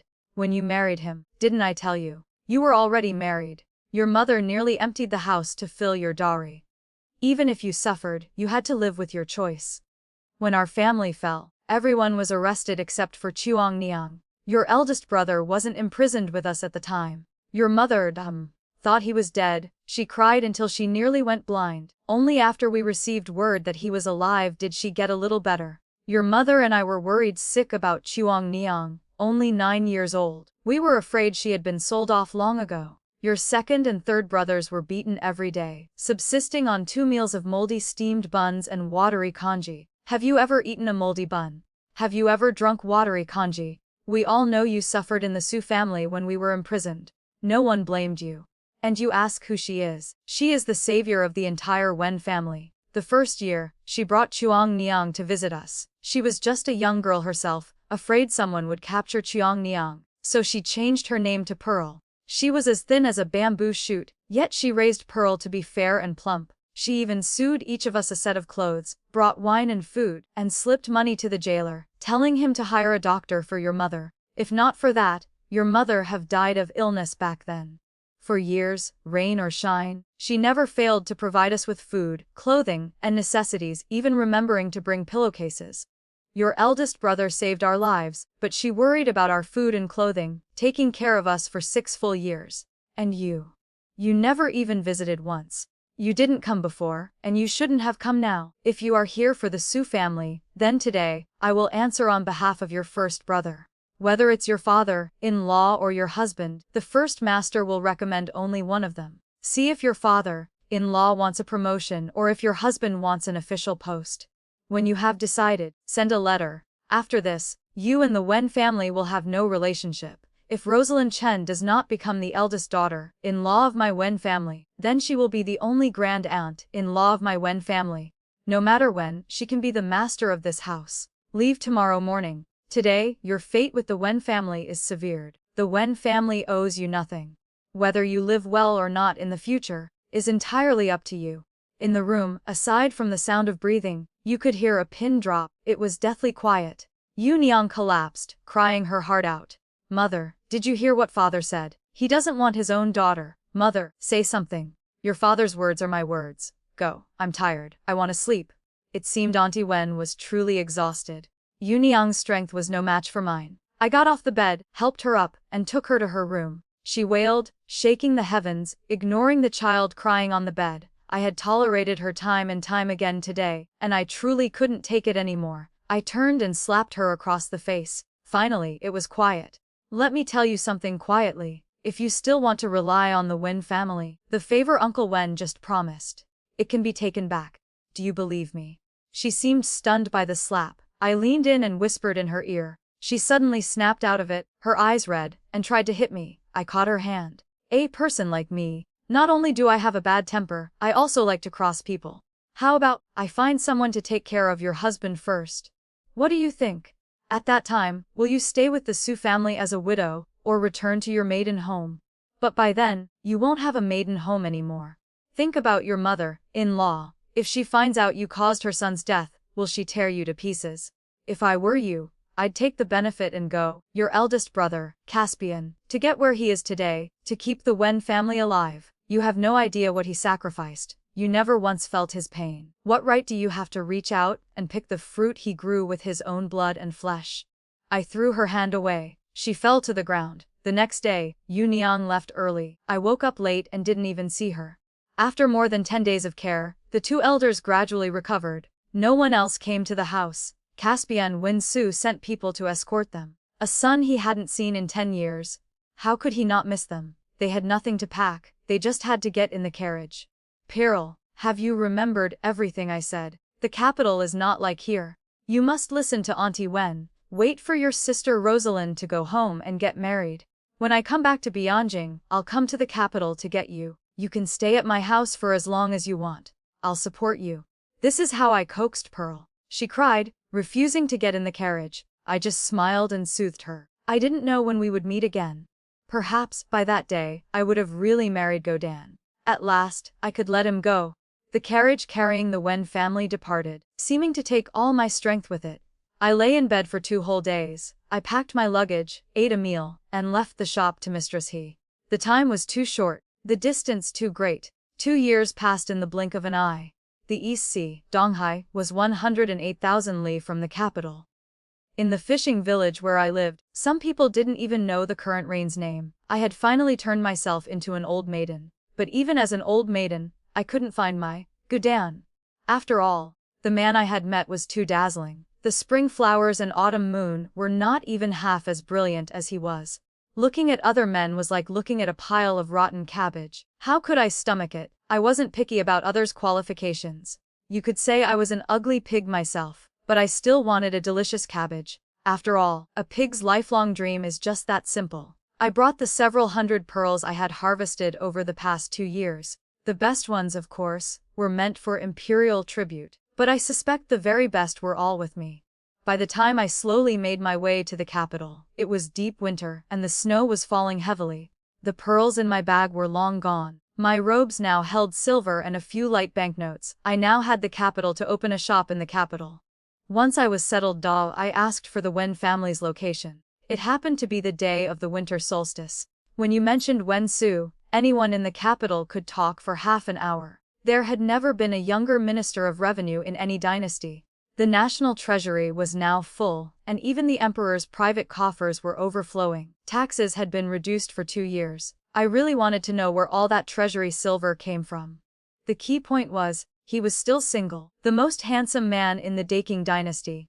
Which family with a daughter didn't want him as a son-in-law? There were also rumors that he had an unspeakable illness, or that he was a cut sleeve, or that he couldn't perform. I just wanted to ask, what happened to that lady from the Grand Scholar Song's family? Where did these rumors of being a cut sleeve or impotent come from? But for such an outstanding man to be unmarried at 31, it really made one wonder. I knew his past. Could it be that he was so traumatized he could no longer like women? Or was he really impotent? Although it was all speculation, it sounded very plausible. The Wen family residence was easy to find. It was the 4th mansion east of the imperial city. I heard his neighbors were Prince Huai's residence and Grand Scholar Song's residence. You could see how blatantly His Majesty favored him. There was no gaudy plaque on the gate, just 2 simple, elegant golden characters. Wen residence. I knew at a glance it was his handwriting. The stone lions at the door were incredibly majestic. I peeked my head in, feeling very shabby. Many people must visit the Wen residence daily. The gatekeeper's expression was blank as he looked at me. I had no calling card and no recommendation. Today was also the winter solstice. The minister would likely be off for 3 days. I feared it would be truly difficult to get through this door. The gatekeeper looked at me again and again, then pulled a piece of paper from his robes. He looked at it, then back at me. Before I could say anything, he let out a yell and ran off, scaring me half to death. The grand-aunt-in-law is back. The grand-aunt-in-law is back. Probably half the capital heard it. How capable must this grand-aunt-in-law of the Wen family be? It was one thing to return to her maiden home on the winter solstice, but why did it sound so terrifying? Enough to startle the old crows hiding in the city's shadows. Custom dictated that on the winter solstice, a married daughter was forbidden from returning to her mother's home, for fear of bringing bad luck to her parents-in-law. Then, a group of servants rushed out. The man in front was grinning so widely that a deep crease appeared at the corner of his mouth. He must be the steward. His smile was so wide it frightened me a little. I hadn't broken any laws in the past 2 years, why was he smiling so frighteningly? But after entering, I found it wasn't as luxurious as I had imagined. Everything looked simple, yet not simple at all. The Minister of Revenue managed the nation's silver, yet his residence was decorated with such restrained elegance. It didn't seem to fit his status. Passing through the main hall and the corridor, I saw the capital's courtyards were all square like this. The front courtyard was mainly for work, the back for living. But before I even reached the back courtyard, someone blocked me at the moon gate. We hadn't met in years. He was still as outstanding as ever, his aura even more pronounced. I, on the other hand, looked like the bottom of a soot-covered pot. Even though I had deliberately tried to dress up, I was still an ugly mismatch of colors. I hadn't expected the first person to greet me would be him. He must have just been in his room, wearing only a single robe of white brocade. He wore a white jade belt, and a piece of green jade carved into a rowy knot, exquisite and beautiful, hung from his waist. He frowned, his peach blossom eyes narrowing slightly. The mole at the corner of his mouth was still mesmerizing. The years are always especially kind to beautiful people. He had hardly changed at all. I twitched my lips and called out, "First Master." When speaking of the Wen family, he was the one I felt least familiar with. I could call the others second brother and third brother. But for some reason, I couldn't bring myself to call him eldest brother. "You finally remembered to come home." He bit down, his words laced with thorns. "Yes, this is my maiden home. I can come back whenever I want," I replied, neither soft nor hard. I had just walked in the door and hadn't even provoked him. Why was he angry with me? "It seems marrying out has given you wings. You even dare to talk back to your husband, Gudan. At home it's just him and me. If we both leave, who will watch the child?" He frowned, looking very tired. In truth, I didn't want to argue with him. But those 2 words, loyal servant, were like a curse in my mind, always able to shatter my patience in an instant. "Have you been well? Why are you so dark and thin?" He finally softened his tone and asked. I nodded. "Apart from not having him, everything is fine. What about you? Are you well?" "As you can see, I am now the Minister of Revenue." What could be unwell? He was right. Everything he was doing now was what he wanted to do. No one could force him anymore. What could be unwell? "I'm going to the back courtyard to see my parents. I am the grand aunt-in-law of the Wen family. If I keep calling them uncle and auntie, wouldn't that make me an outsider?" "Go on." I turned to enter the gate. A group of servants followed me as if escorting a prisoner, afraid I would run. I had already come, where could I run? "Rosalind, my child, you god-forsaken wretch. Hurry up and let your mother look at you." Auntie Wen's hair was whiter, and she was still gaunt. She was only in her 50s this year, but already looked like a kind old matriarch. She wore a black skirt, a matching cloak trimmed with white fox fur over her shoulders, and a ruby on her forehead the size of a pigeon's egg. I ran over and knelt before her, not daring to lift my head or say a word, letting her pound my shoulders with her fists. How terrifying the passage of time is. Being together for so long, even without blood ties, can forge a family bond. Wasn't this my mother? For a daughter who had been away for 2 years without a word, being beaten and scolded was only natural. "You wretch. Do you really want your father and me to worry to death?" "Mother, I was wrong. I won't dare do it again. Just hit me. Hit me until you're satisfied." I grabbed her hand and placed it on my chest, looking up at her with tears in my eyes. She pulled me into her arms, her own tears streaming. "You wretch. You're clearly trying to drive your father and me to our graves. Your eldest brother sent people to Bianjing to fetch you. They said you'd gone back to your hometown. They went to our hometown, but you weren't there either. They searched everywhere they could think of but found no trace of you. We all thought you had died out there. Who knew this wretch would still know how to come home? So he had looked for me. Then why did he just ask me so seriously about my husband, Godan? Mother, don't you know I was born in the year of the monkey? How could I die so easily? Don't be angry. Don't ruin your health over a mischievous monkey like me." I stood up, hugged Auntie Wen, and gave her a little shake. "Are you a bear cub shaking a tree? Let go. You'll shake this old body of mine to pieces." I stopped shaking and rested my chin on her shoulder. "Mother, you don't know how much I've missed everyone. But I always had a reason not to come back. because I still couldn't convince myself to give up hope. I didn't have the courage to face it. If you missed us, why are you only back now? Look how thin you've become. Your chin is sharp enough to kill someone. Now that you're home, Mother will definitely fatten you up.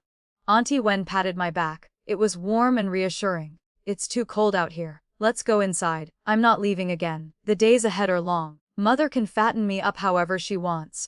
I helped Auntie Wen into the room and took off her cloak, placing it on the heated Kang bed.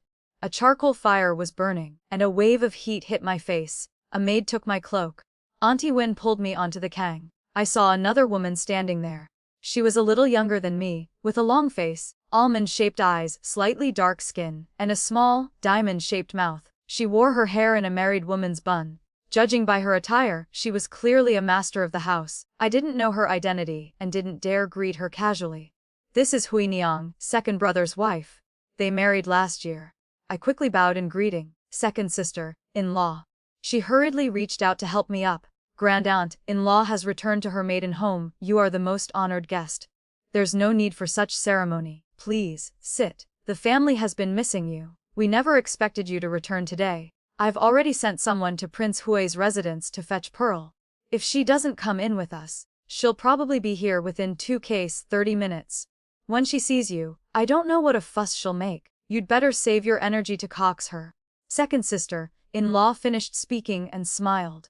One look and I could tell she was a straightforward person, well-mannered and from a good family. Second brother's slow temperament needed someone decisive like her. Pearl is a princess now. I didn't refuse, following her onto the Kang and pulling second sister-in-law to sit with me. She's also one to cause worry. By the time the family found out she was pregnant, your eldest brother had already tied up Prince Hui and dragged him to the palace. His age is only 2 months younger than your second brother. His Majesty whipped him with a cane. He knelt in the palace hall for 3 days. His Majesty couldn't bear it anymore and summoned your eldest brother to discuss the marriage. You don't need to worry about her. She's carrying a child now. Who would dare do anything to her? Auntie Wen's words were dismissive, but they sounded more like bragging. Pearl had married so well. It truly made one happy. It's not just because she has a child. Prince Hui truly treats her like a precious jewel, doting on her. He was supposed to be stationed in Liaobei, but seeing that she was about to give birth, he postponed his departure again and again. It's a good thing you came back today. If Prince Hui still wants to take Pearl away, I'm afraid he won't be able to. Because Pearl was pregnant before marriage, her 3 brothers dislike him intensely. They're always telling Pearl to kick the prince out. Today, I'm afraid he really won't be able to leave. It looks like the general in Liaobei is about to be replaced, second sister-in-law said. I gave her the name Pearl precisely so that one day, she could marry someone who would treat her as such. That man truly treated her well. That was enough. Your brothers, at their age, they're still so immature. Prince Hui dotes on Pearl, willing to give her his whole heart. Where else could they find a brother-in-law so skilled in both literature and martial arts? What are they so dissatisfied about? Auntie Wen scolded with a smile. A maid poured tea and set out some fruit. Auntie Wen picked up a peach blossom pastry and gave it to me. I used to love these back in Bianjing. I'd stand in line at the shop every day to buy them. Auntie Wen probably didn't know they were just jealous. After all, they were older, and they couldn't stand their little sister surpassing them, not just by marrying first, but by getting pregnant first. How could they accept that? Auntie Wen, jealousy makes people wicked, don't you agree? I took a bite of the pastry. It still tasted the same. Imagining them making things difficult for their brother-in-law, egging their sister on, I couldn't help but laugh out loud. Auntie Wen thought for a moment and couldn't help laughing too. Second sister-in-law covered her mouth, her shoulders shaking. The serving maids also pressed their lips together, trying not to laugh. 3 grown men, still so wicked, refusing to admit defeat, jealous of someone close to them. How could it not be amusing? Is my child back? Father's voice came from outside. I quickly scrambled down and knelt properly on the ground. Yes, your unfilial daughter, Rosalind, has returned. Father entered the room. He had the same build, but his spirits were excellent. He had grown a beard. Seeing me kneeling, he reached out to help me up. It's good you're back. It's good you're back. Father thought we had lost you. Why are you so thin? I helped Father onto the Kang. He sat cross-legged and told me to sit beside him. I knelt down and briefly recounted my past 2 years. In truth, there wasn't much to say. I had traveled to many places, seen the world. You must have suffered a lot out there. From now on, just stay home and rest for a while. Stay with your mother and me. Father stroked my head. I was already in hold, maiden of 25, yet I still had people who loved and doted on me. I was an incredibly fortunate person, wasn't I? Yes, I won't go far anymore. I'll stay home and live comfortably with father and mother.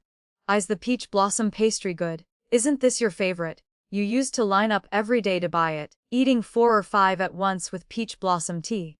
You were in the middle of eating when he arrived. Let her eat her pastry and drink her tea. She's been outside all this time. How could she have eaten her favorite things? Auntie Wen handed me the teacup. I took 3 gulps. Auntie Wen then stopped me from eating more, afraid I'd be too full for dinner. Second brother and third brother arrived. Father didn't tell me to get down and bow. They didn't have that privilege. A maid brought 2 square stools for them. Last year, second brother passed the exam as the Tanhua, the 3rd-place scholar. He now worked in the Hanlin Academy, focusing on cultivating history. Father said he wouldn't force him. He could do whatever he liked. He still had that elegant demeanor. The Wen family members were all good-looking. Second brother loved to smile. His smile was gentle, and he spoke slowly, making one feel like a spring breeze.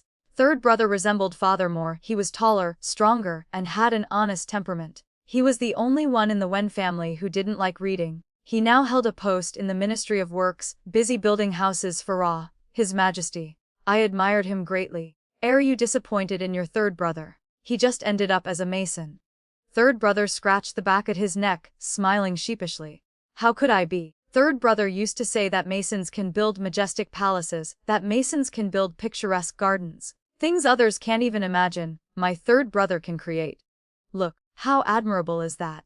Third brother's eyes lit up, and he smiled. The gentlemen of the Wen family were all outstanding. No matter what they did, they excelled. Others couldn't keep up. A spinning ball of energy darted past the 2 brothers, flew onto the Kang, and threw itself at me. Rosalind, you liar. You said after you got married and came back, you would come to Bianjing to get me. Where did you get married? Why did it take you over 2 years to come? This ball was the little girl I had raised. If I missed anyone, it was her the most. I never thought that today, she would be about to become a mother herself, yet still act this way. What could I say? I had wanted to hold her and cry, but seeing her tiny frame, I couldn't bear to shed a single tear. Is the skin of pregnant women always this fair and smooth? Apart from her belly, Pearl hadn't changed much. Even though she was married, she still wore her hair in a large bun, exactly like the one I used to tie for her. She sobbed, half pouting, half coaxing. It was terribly endearing. It's all my fault. I shouldn't have come back so late. If there's a next time, I'll definitely take you with me. The handsome black-robed man's face grew darker and darker. I knew who he was and naturally didn't dare say more. If I was accused of kidnapping a princess or something, I'd be finished. This head of mine might not be worth much, but it was important. If you lie to me again, Rosalind, you'll be a puppy.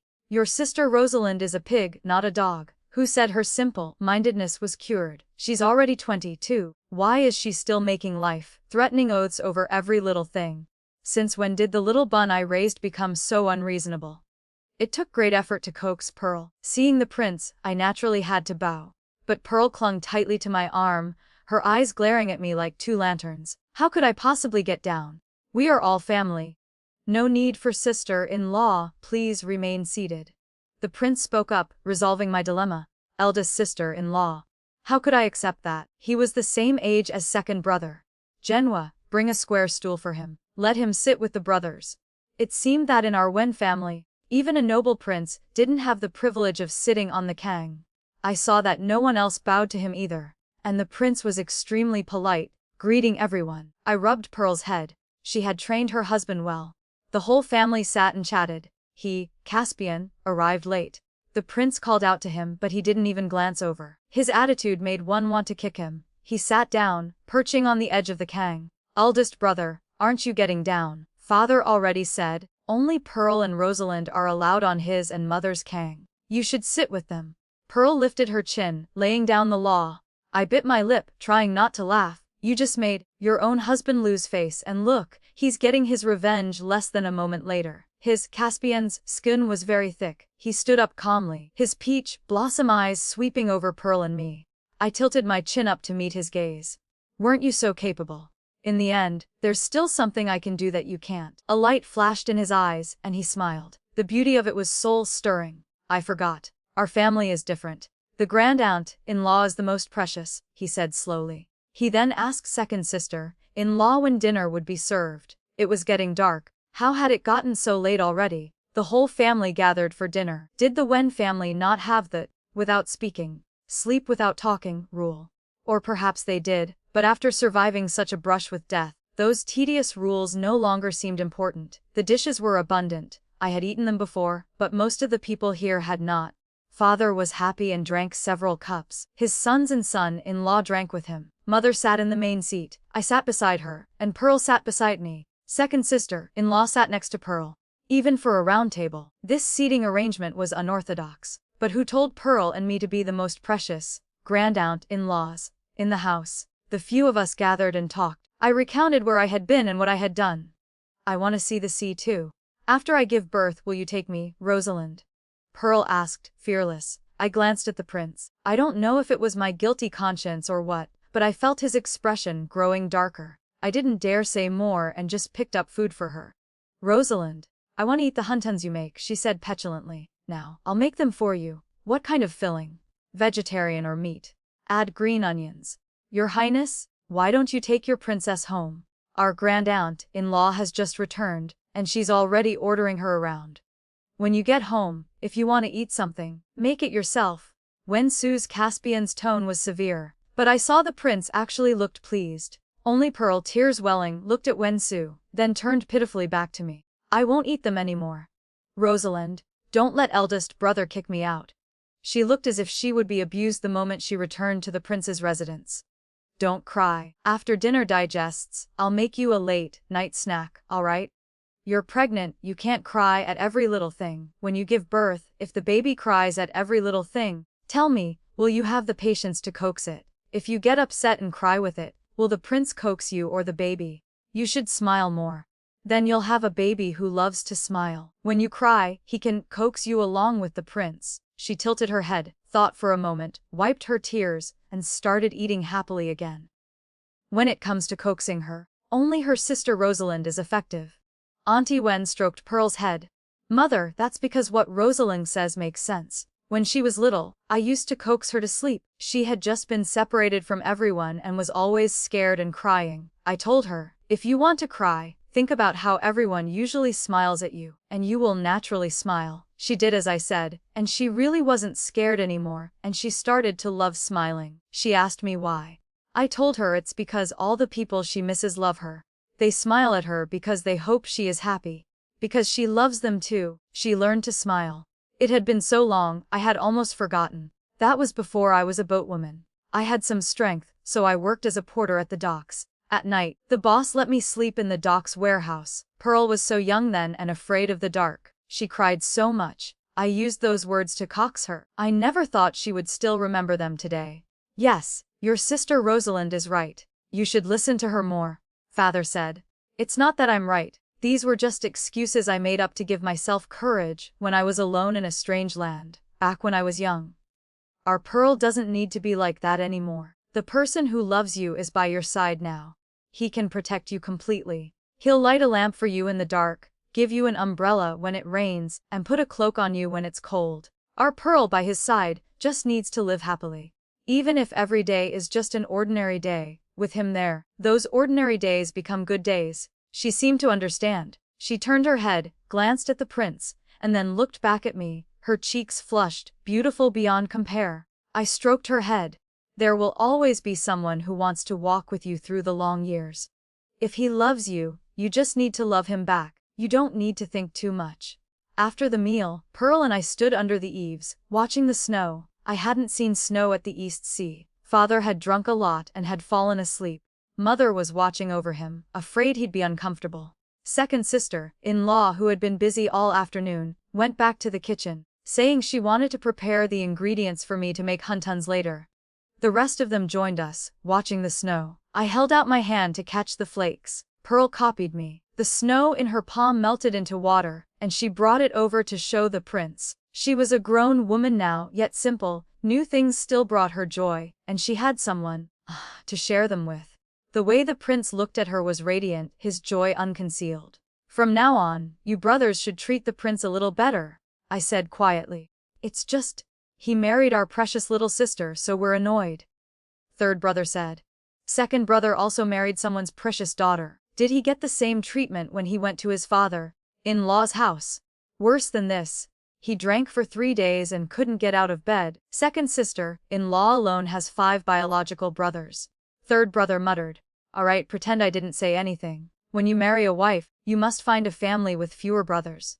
That way, you'll worry less about your life, I said to third brother.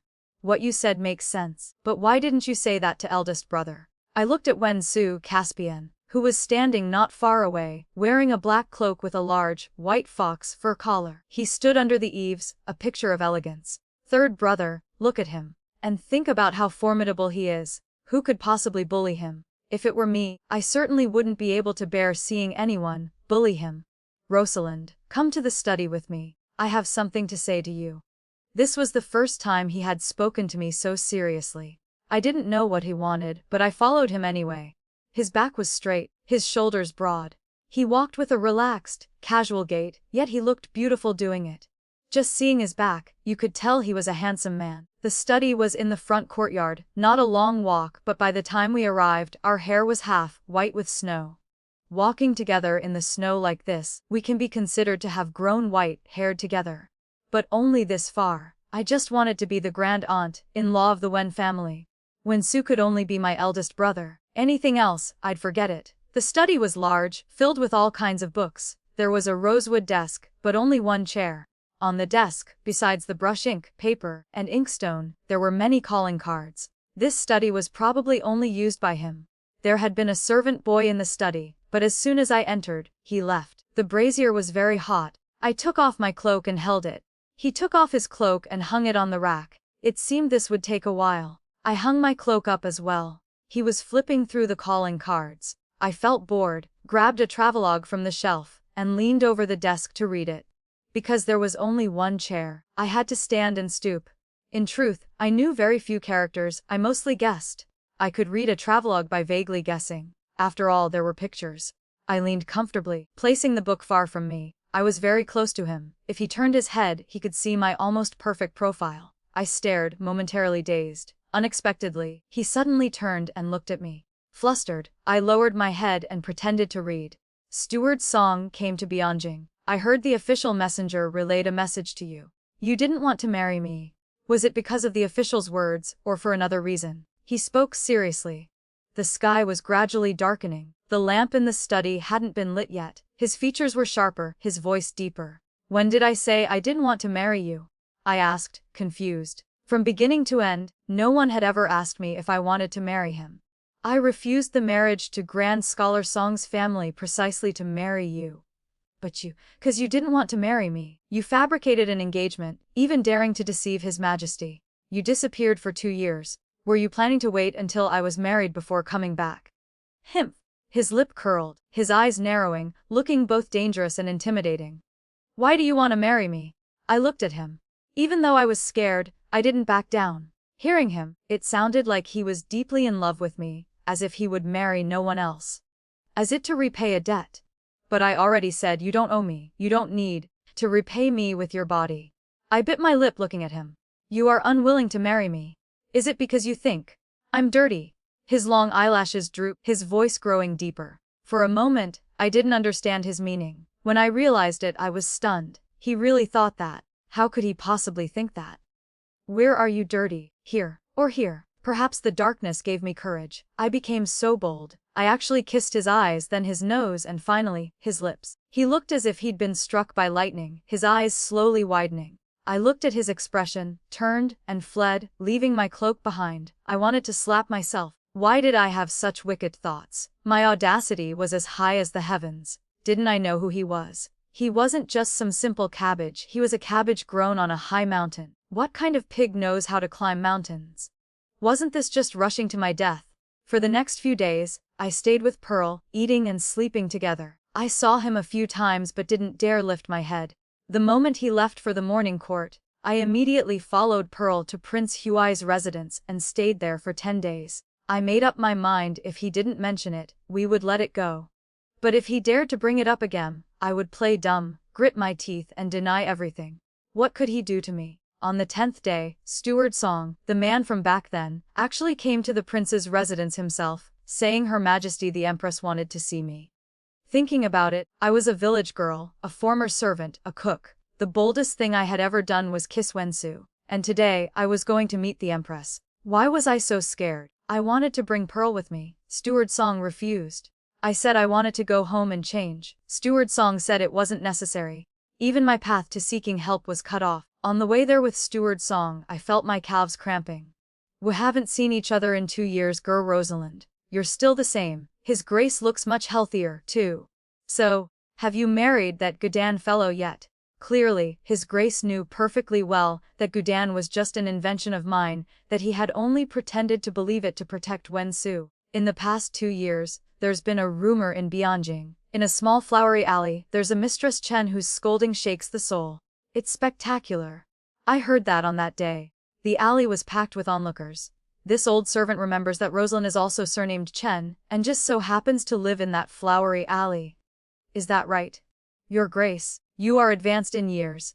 Don't listen to outside gossip. There's no such thing. His Majesty heard about this and sent someone to summon the second young master. The second young master has an excellent memory. He recounted the events of that day without missing a single word. It just so happened that the Empress Dowager was also present. She retold the story to the Empress. The Empress then retold it to the other consorts in the palace. Now, if any consort in the palace causes trouble, the Empress just mentions that His Majesty wants to summon you to the palace. The harem is now polite and peaceful. This is all thanks to you. Your Grace, don't scare me. I'm timid. Look, I was living peacefully in Bianjing. How could I have offended the consorts in the capital? Today, you're taking me to the palace. Aren't they going to beat me to death? What are you afraid of? The person backing you is Minister Wen. The person backing Minister Wen is His Majesty. That's the same as His Majesty backing you. Your Grace, that comparison is a bit of a stretch. But then again, before you meet the Empress, I'm afraid you'll have to meet the Emperor first. After all, he has wanted to see you for 2 years. Your Grace, can you please not speak in such riddles? His Majesty was indeed waiting for me in the imperial study. My legs trembled as I knelt on the floor. For a long time, no one told me to rise. Rise. His voice was quite gentle. I stood up, still not daring to lift my head. No one had ever taught me palace etiquette. Naturally, I didn't know it. But one must not gaze upon the Emperor's face. Are you not going to raise your head and let us see you? The Emperor's words were an imperial edict. Since he had told me to raise my head, how could I not? I slowly lifted my head. The Emperor looked very ordinary, but he had an aura with just one glance. You knew he was the Son of Heaven, the Supreme Ruler. His features were plain, but his presence was extraordinary. We heard from Ruchu and Steward Song that you were very fair, even 3 parts fairer than Ruchu. But why is your face so dark? Did you rub pot soot on it to deceive us? Your Majesty worries too much. This commoner has just returned from the East Sea. The sea breeze tanned me dark. With a little care, I'll be fair again. Besides, who gets as dark as pot soot? It's just a little tan. Where is that Gudan of yours? Your Majesty, please forgive me. What could I say? It seemed the Gudan matter hadn't fooled His Majesty. He clearly knew. Yet he was still playing dumb. We summoned you today because we have something to discuss. Ruchu is 30 in this year, the same age as us. Our eldest son is already 13, yet he remains alone. Looking at his ascetic appearance, it's as if he never wants to marry. We hear you are now the grand aunt-in-law of the Wen family, and the entire household listens to you. We wish to grant him a marriage. You should ask him who he fancies. Even if it's a man, we will permit it, as long as he likes him. Also, you know his past. There is a censor in the censorate who, having nothing better to do at court, loves to bring up his past. We have stopped him several times, but that censor's job is to talk, and we cannot always tell him to be quiet. We know about your scolding incident in Bianjing. Those curses, they could be written into a book. Today, we will give you an opportunity. Go and speak a word of justice for Ruchu. Straighten out his rambling, chattering ways. His Majesty turned and walked ahead. I followed behind, not knowing where he was taking me. Go. Invite all the high officials to the open ground in front of Changning Hall.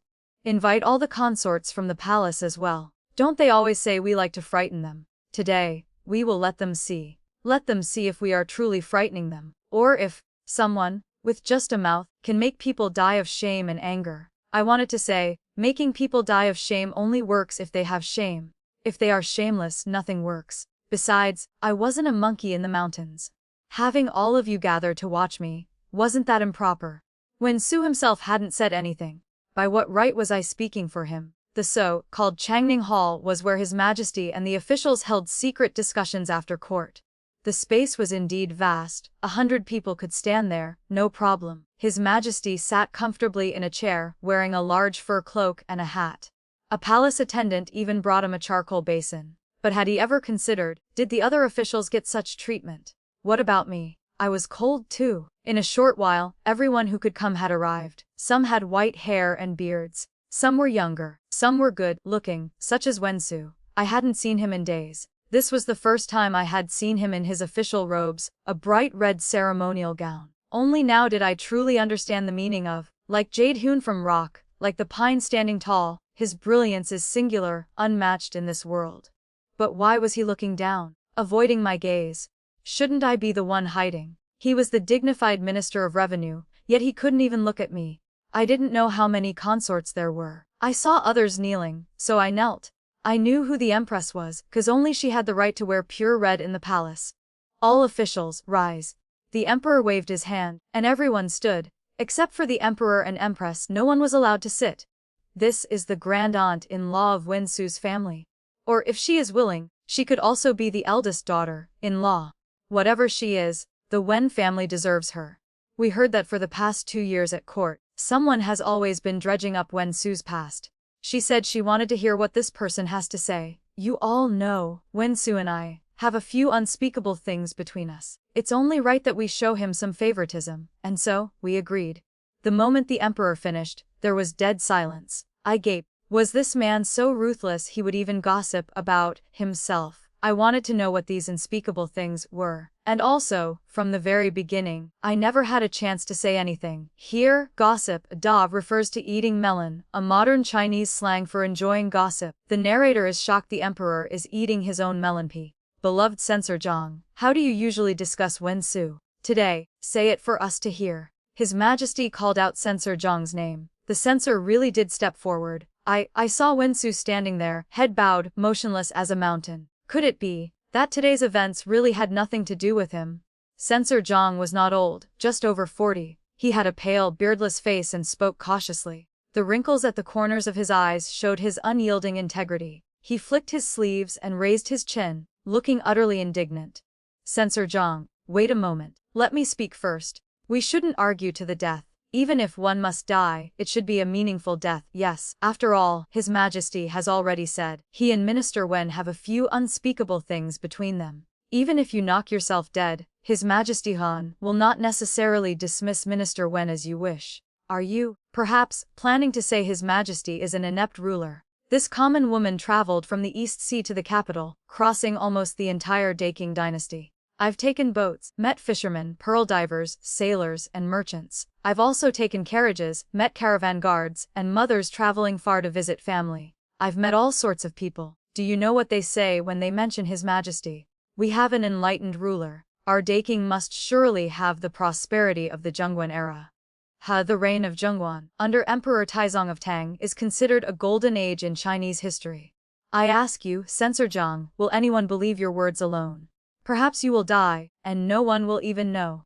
After all, not everyone can write the history books. Furthermore, my second brother, a Tanhua scholar, is currently compiling history at the Hanlin Academy. I know his temperament. As long as he is alive, the history of Daking must pass through his hands. You think, if you force his eldest brother to be dismissed, will he write favorably of you? Also, if you impulsively seek death, do you think, with so many of us here, should we save you? If we save you, we fear His Majesty won't appreciate your unwavering determination. If we don't save you, we couldn't bear it. Since we're on the topic, let me add a little more. I have a brother-in-law, a prince, who is a bit talkative. He's told me about your business with our Minister Wen. Every day you diligently scold him. First, you say he was once a male consort, so how can he be a minister of the state? Second, You say he bewitches the emperor and brings chaos to the nation. Let's talk about the first point. Which law of the Daking dynasty states that a former male consort cannot be an official?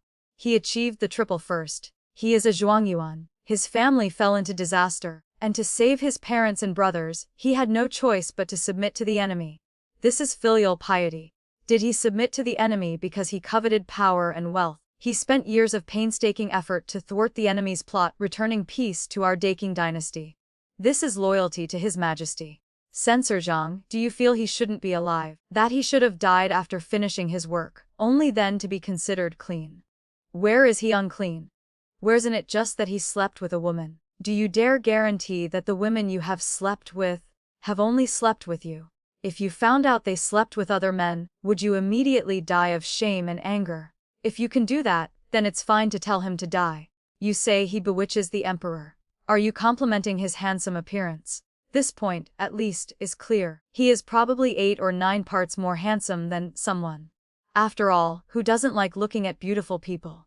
This common woman has thought about it. Perhaps, at first, you were jealous of his beauty. Then, you became jealous of His Majesty's favor toward him. Censor Zhang, jealousy is something to be kept in the heart. Why must you bring it up every day? As for chaos to the nation, that's even more baseless. The Daking dynasty's taxes have been waived for 2 years, yet the treasury is full, and the granaries are overflowing. I heard grain production has doubled. This common woman would like to ask Censor Zhang, besides you, who else feels there is chaos? A censor is an official of speech. His Majesty gave you the right to speak, not the right to say whatever you want, about whomever you want. This common woman hasn't read many books, but I still understand some basic principles. If one doesn't understand the human heart, they are just muddle-headed, but if their mouth still hasn't been shut, this common woman feels, he is the true sinner. We common folk have a saying, saliva can drown a man. Words are like daggers. I wonder if Censor Zhang understands this principle. I don't know where Censor Zhang's residence is, or who is in your family. When this common woman is free, I will definitely pay a visit. I hear your household is poor, eating congee and pickles every day. Your wife is so starved she is skin and bones. I will bring some food. Censor Zhang won't blame me for overstepping, will he? I just have this bad habit.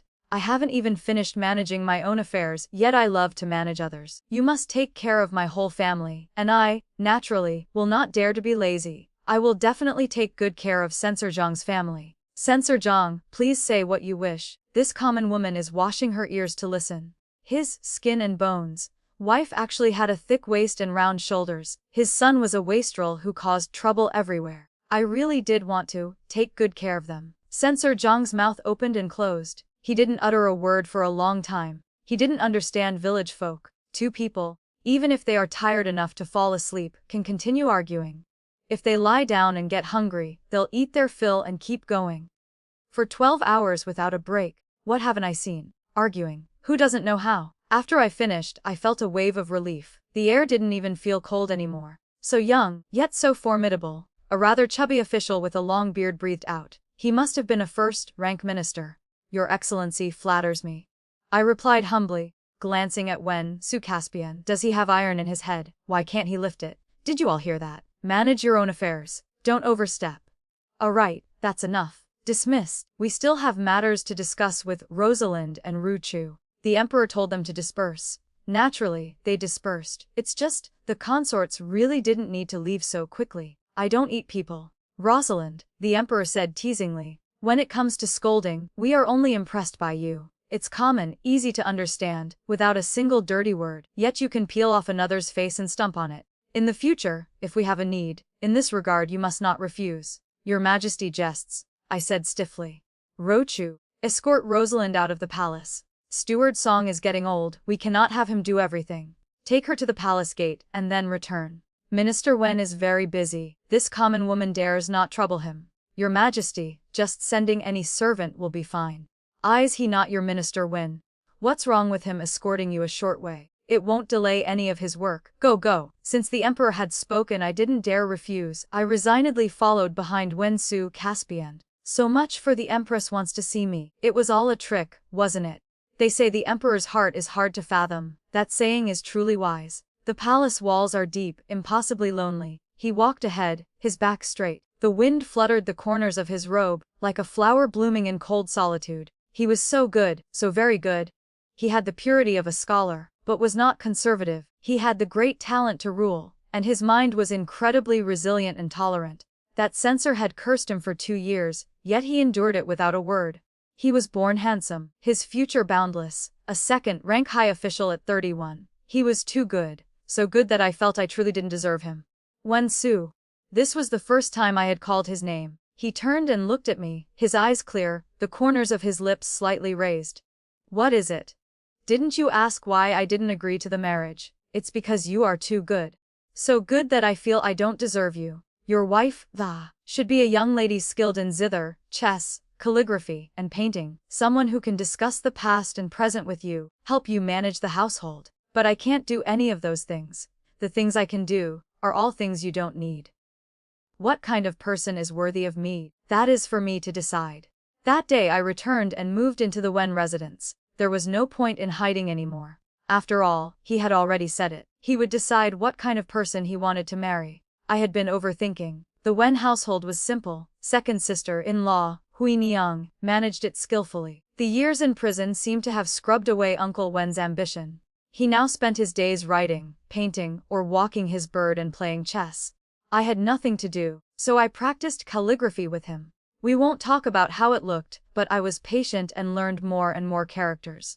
Uncle Wen was pleased, but Pearl stayed at her maiden home, our home, and refused to leave. Prince Huai's face grew darker by the day. Second sister-in-law and I discussed it and cleared out a courtyard for Prince Huai to move into as well. Prince Hui's expression immediately brightened. He brought over bolts of fabric and all kinds of jewelry, asking second sister-in-law to distribute them to the women of the house.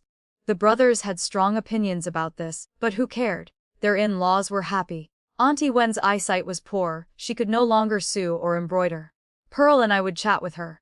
When someone invited her to a banquet, she would take both of us. Second sister-in-law would also come if she was free. And so, Minister Wen's Caspian and Prince Huai would personally escort us there and back. Every time we went, I felt the other women were wary of me, as if walking on thin ice, reluctant to talk to me. But they loved second sister-in-law. They asked about Caspian repeatedly, his preferences, and were incredibly solicitous toward Auntie Wen. I just sat to the side, listening with Pearl. Pearl now had some of the bearing of a princess, but in terms of temper, I'm afraid she learned from me. My eldest brother's marriage, no one can decide for him. Why don't you go ask His Majesty? Her face would turn serious, and no one dared ask again. After a few times, it wasn't interesting anymore. I stopped going. Auntie Wen and Pearl also stopped. Second sister-in-law only went once or twice for social obligations. The weather turned cold. Pearl was over 7 months pregnant. Uncle and Auntie Wen used the new year as an excuse to send her back. I don't know how the prince coaxed her, but she would only come over every 4 or 5 days. When she didn't come, I was even more idle. I spent my nights lighting a lamp, practicing calligraphy, or doing some sewing. I was this old, and it was the first time I'd ever been this idle. Today, the wind and snow were fierce. Caspian sent word that he had a banquet and wouldn't be home for dinner. Uncle and Auntie Wen went to bed early. I dismissed the serving maids, telling them to rest. I really didn't need anyone to wait on me, but Auntie Wen had insisted, assigning 2 13-year-old maids to comb my hair and serve me tea. The north wind howled outside, whistling loudly. It sounded a bit frightening. The charcoal basin in the room burned hot. I let my hair down, wearing only my inner robe, and sat cross-legged on the bed, reading a book of miscellaneous stories father had given me. It was full of bizarre tales and folklore, extremely interesting. Before I knew it, it was past midnight. A knock came at the door. I put on a coat and opened it. It was Caspian's attendant, Songmo. Master drank too much tonight. He wanted to take a bath. He usually doesn't call for servants, but he's been in the bathhouse for over half an hour. I called several times, but he didn't answer. After a long time, he finally replied. He said he was dizzy and couldn't get out and told me to find the grand-aunt-in-law to help him. What was going on? He doesn't let others in, but he's asking for me. I'm an unmarried maiden. What will people think? Look at Songmo's eyes. I couldn't wash myself clean even if I jumped into the yellowed river. Go ask second or third brother. The master only wants you. I remembered the countless scars on his body. Fine. It's not like I haven't seen it before. And my reputation was long gone anyway. After that incident at the palace, who would dare marry me? People already took the long way around me. I put on a cotton skirt and a cloak and followed Song Mo to Caspian's courtyard. This was my first time here. It was no different from the others. The winter was bleak. The snow was ankle-deep. I knocked on the bathhouse door and called his name. After a long time he called me in. But his voice was incredibly hoarse. Why did he sound so unwell? I pushed the door open. Inside, a bath 8 feet long and 10 feet wide was built in. A long bench was next to it, with towels and soap. He was leaning against the wall of the pool, hair still pinned up. His messy clothes were piled nearby. The water in the pool had no steam, but he had his eyes closed, his face flushed, thin lips slightly parted, and he was panting. What's wrong? I walked over to look. There was a brazier, but the water was ice cold. He was bare-chested, his trousers still on. Rosalind. He opened his eyes. The corners were red. His eyes scars on his body, though healed, were still visible, deep and shallow. You've been drugged. I bit my lip, looking at him. Looking like this? What else could it be? Who would want to harm him like this? How did he endure it until now? Rosalind. He mumbled again. I looked at him. He was barely conscious. This aphrodisiac was potent. If it wasn't cured in time, he could die. Or, maybe, a selfish thought rose in my heart. I didn't want to find an antidote for him. I loosened my cloak and sat by the pool, looking into his blurred, panicked eyes. The person who drugged him was vicious. They knew what he cared about most, and they wanted to destroy him, again and again. If he had lost control outside tonight, given his personality, he really might have died. It's me. I'm Rosalind. I cupped his face and kissed his lips. He was burning hot, so hot it pained my heart. I cherished him so much, yet someone always wanted to destroy him. He stared at me, eyes wide. I pressed my lips to his, kissing him deeply. Rosalind. He gasped, calling my name. I kissed his eyes, the tip of his nose, the mole beneath his lip, his throat, the scars on his chest. He said he was dirty, but he wasn't, not at all. He just didn't know. I felt like I died and was reborn, feeling his release, hearing him call my name again and again. I must have been truly exhausted. I didn't want to open my eyes. In short, I slept for a very long time. I was vaguely aware of him bathing me, helping me dress, and carrying me back to the warm bed. After that, I truly fell asleep. When Auntie Wen came, my hair was a mess, and I was asleep in his bed until midday. When Auntie Wen woke me, I was still dazed. He was kneeling on the floor, looking impossibly handsome and refined, a gentle look on his face. I was horrified and scrambled to kneel on the bed, but a certain part of me ached.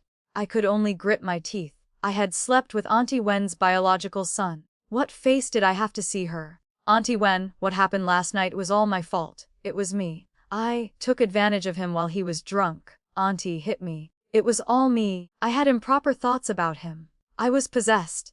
There were only 3 of us in the room. Auntie Wen didn't speak for a long time. I peeked at Wen-su Caspian. He was kneeling as if perfectly righteous. I had never seen him smile like that. Since you've admitted it, Mother won't say anything more. I'll go tell your father to pick an auspicious day. We'll settle this marriage soon.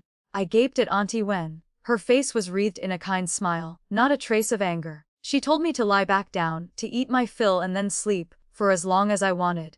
She told Caspian to fetch me medicine, then turned and scolded him. Do you have no restraint? Tiring her out all night like this. What if she's injured?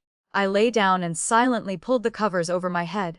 What face did I have left? How did Auntie Wen know? I frantically recalled last night. The commotion wasn't just loud, he was like a man possessed, demanding my life. My mother used to say a man with too small a waist was useless. She was lying to me. The next day itself was an auspicious day, no need to even check. His Majesty the Emperor decreed our marriage. The wedding was set for the 8th of the 12th month. It was said to be a perfect day, suitable for all matters. Along with the decree came my dowry, and I was to be married from Prince Huai's residence. I moved into the prince's residence. From the engagement to the wedding, there were only 10 short days. I didn't even have time to embroider my own wedding veil. I had already lost so much face. What was the point of propriety? I heard Caspian came twice, but Pearl righteously chased him away both times. Auntie Wen said it was bad luck to meet before the wedding and told him to go back and wait. He left a peach blossom card. I have long admired you, but you alone did not know. To marry Rosalind, Wen-su is mad with joy. I pressed my lips together, clutching the card tightly to my chest. On the day he came to marry me, I held my orchid fan, sitting in the room waiting for him. Pearl sat beside me, sending her maid to watch the door-blocking ceremony. The prince had even invited many famous scholars from the capital to help with the challenge. Rosalind, put your fan down. Your arm will get sore. Eldest brother still has to wait a while before he can get in. Pearl said, her mouth full of peanuts. She loved to eat, everything tasted good to her. I lowered the round fan and stroked her head. Who would have thought that one day, I would be marrying from her home? Caspian probably never imagined it either. If he had, he certainly would have treated the prince better. Rosalind, the day you came home, my husband secretly told me that eldest brother's eyes weren't pure when he looked at you. He said that one day, he would definitely marry you. I even scolded him. Now it seems he was right. Pearl's eyes were clear as she giggled. Before a moment passed, the maid returned, saying the door was open and the groom would be there immediately. I had come here all by myself. And now I was marrying him all by myself. Since I was marrying from the prince's residence, the dowry was naturally prepared by them.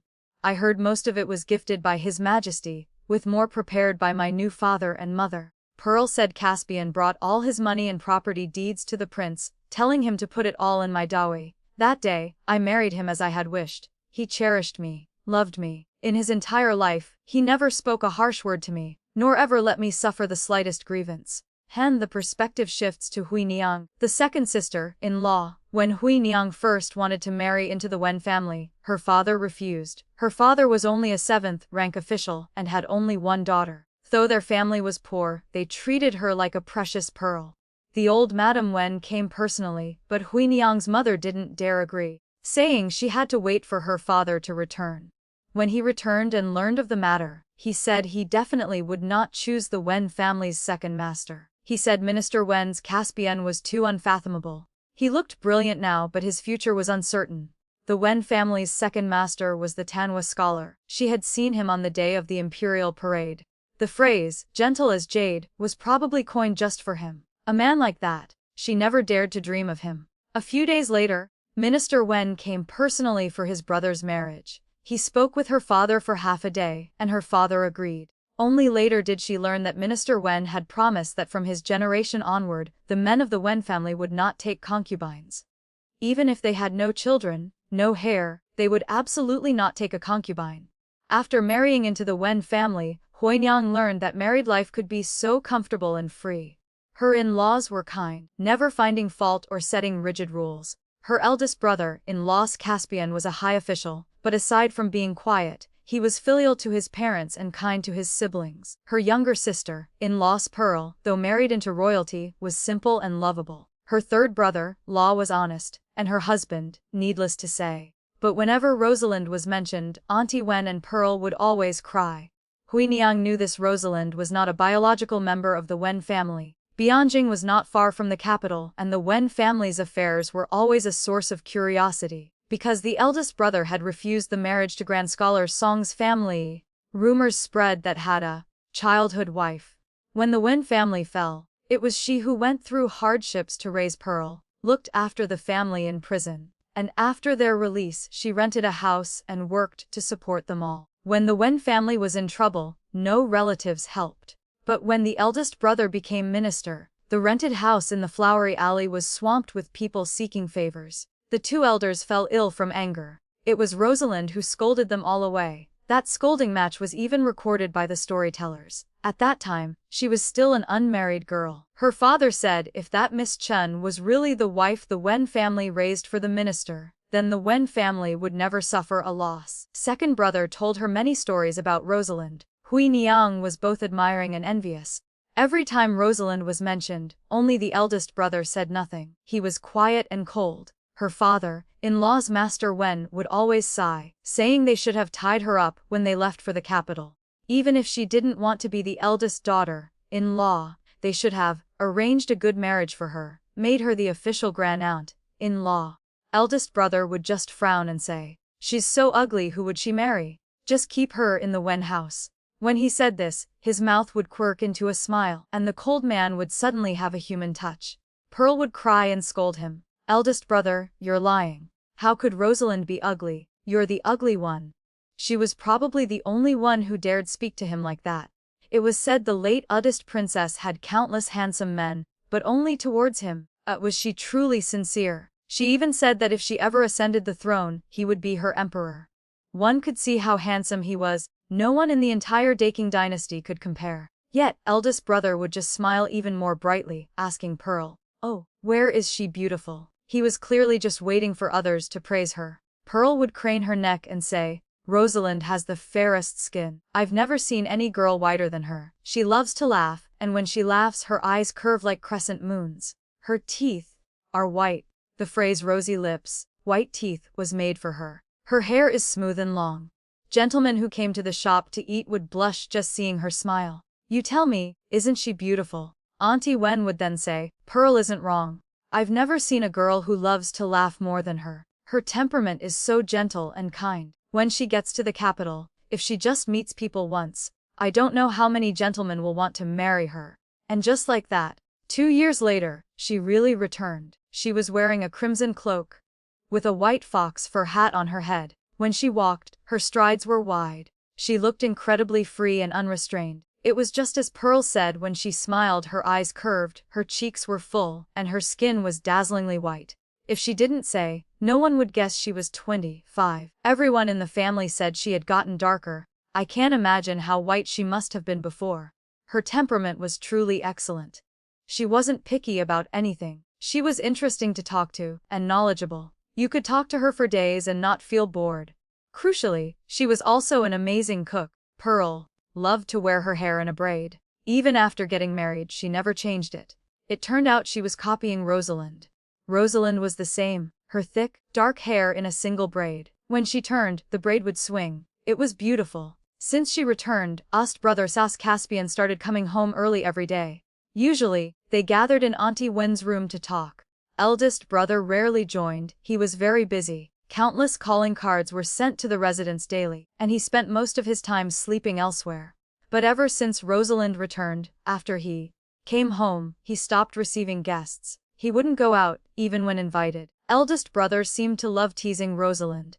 She would tilt her head back, defiantly talking back. He would just watch her and smile, his eyes filled completely with her. Everyone in the family knew he wanted to marry her, only she didn't seem to know. One day, they were standing in the corridor, talking for a long time. She would tilt her head up to speak, he would bow his head to listen, occasionally replying. When she was happy, she'd laugh brightly.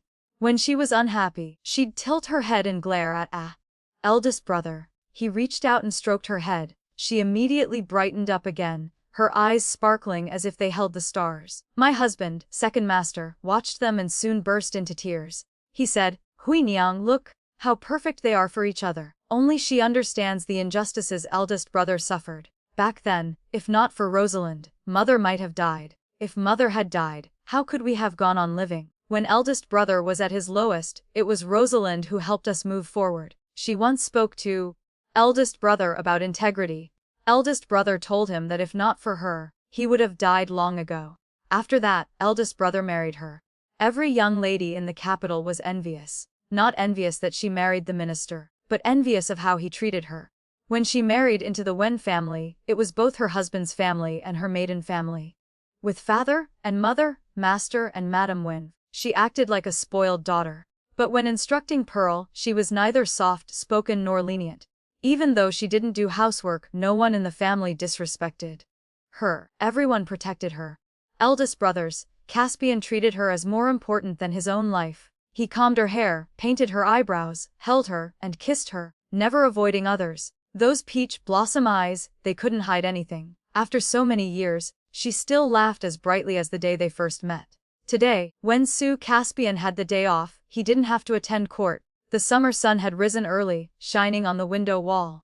Caspian woke early, read for half an hour, taught our daughter Chao Rong calligraphy for half an hour, and had breakfast with father and mother, leaving Chao Rong with her grandparents.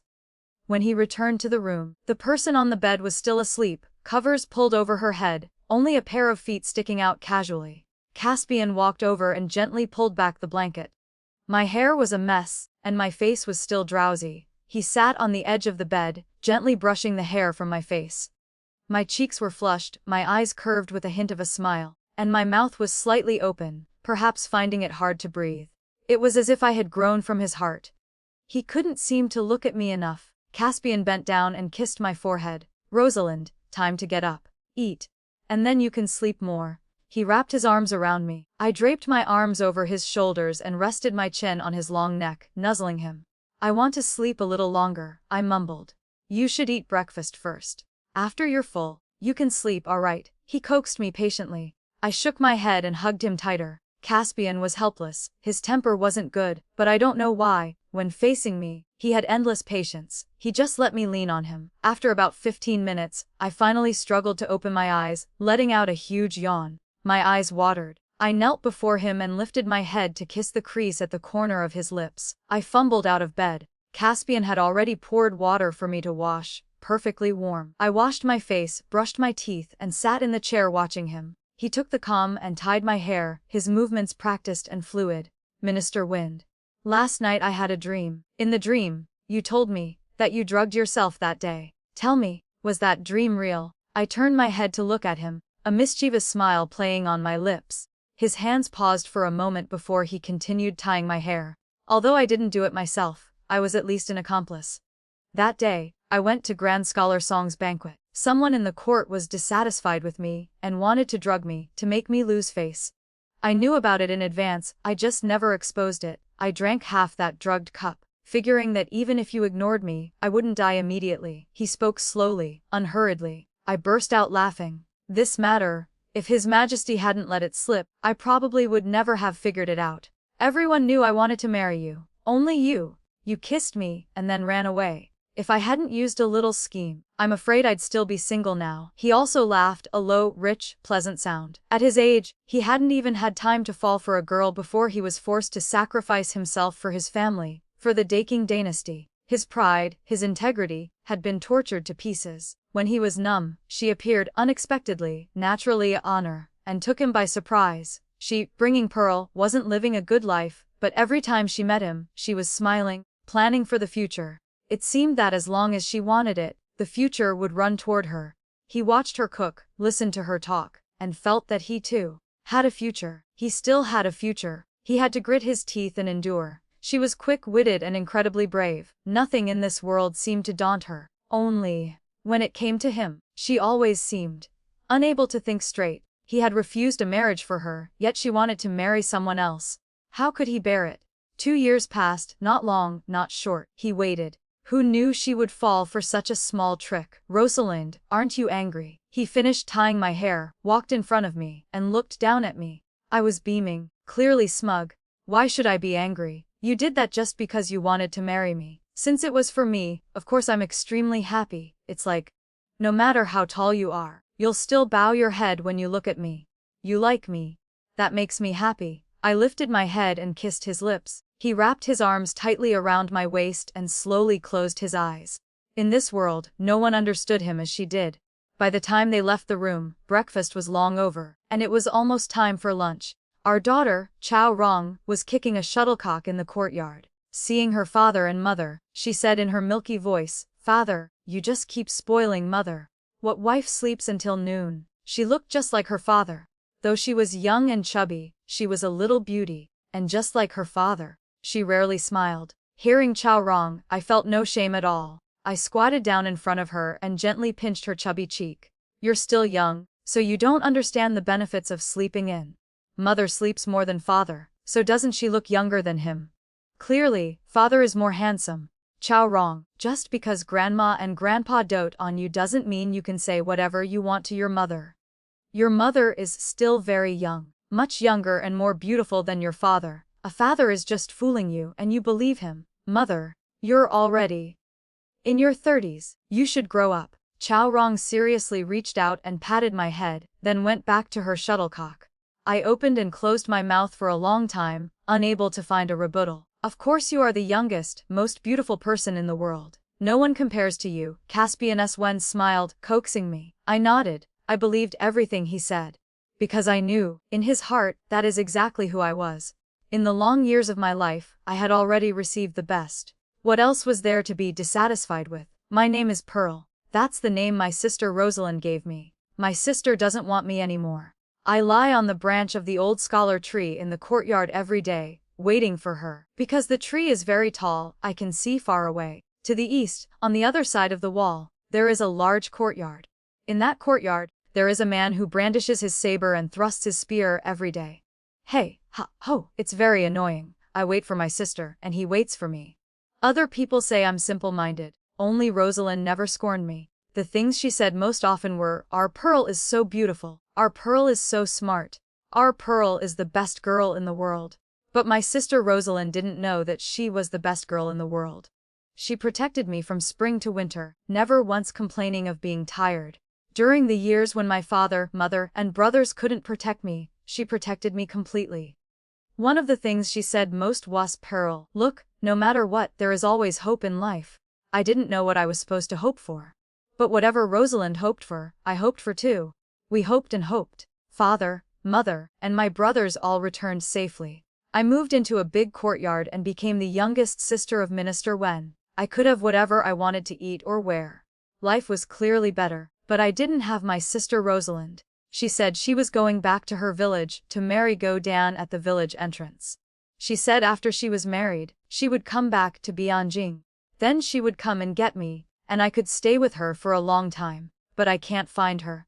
She never married that Go Dan in the village. She never came back to our shop in Bianjing. She doesn't want me anymore. My sister Rosalind has abandoned me. The people my eldest brother sent to find her came back and said there was no trace of her.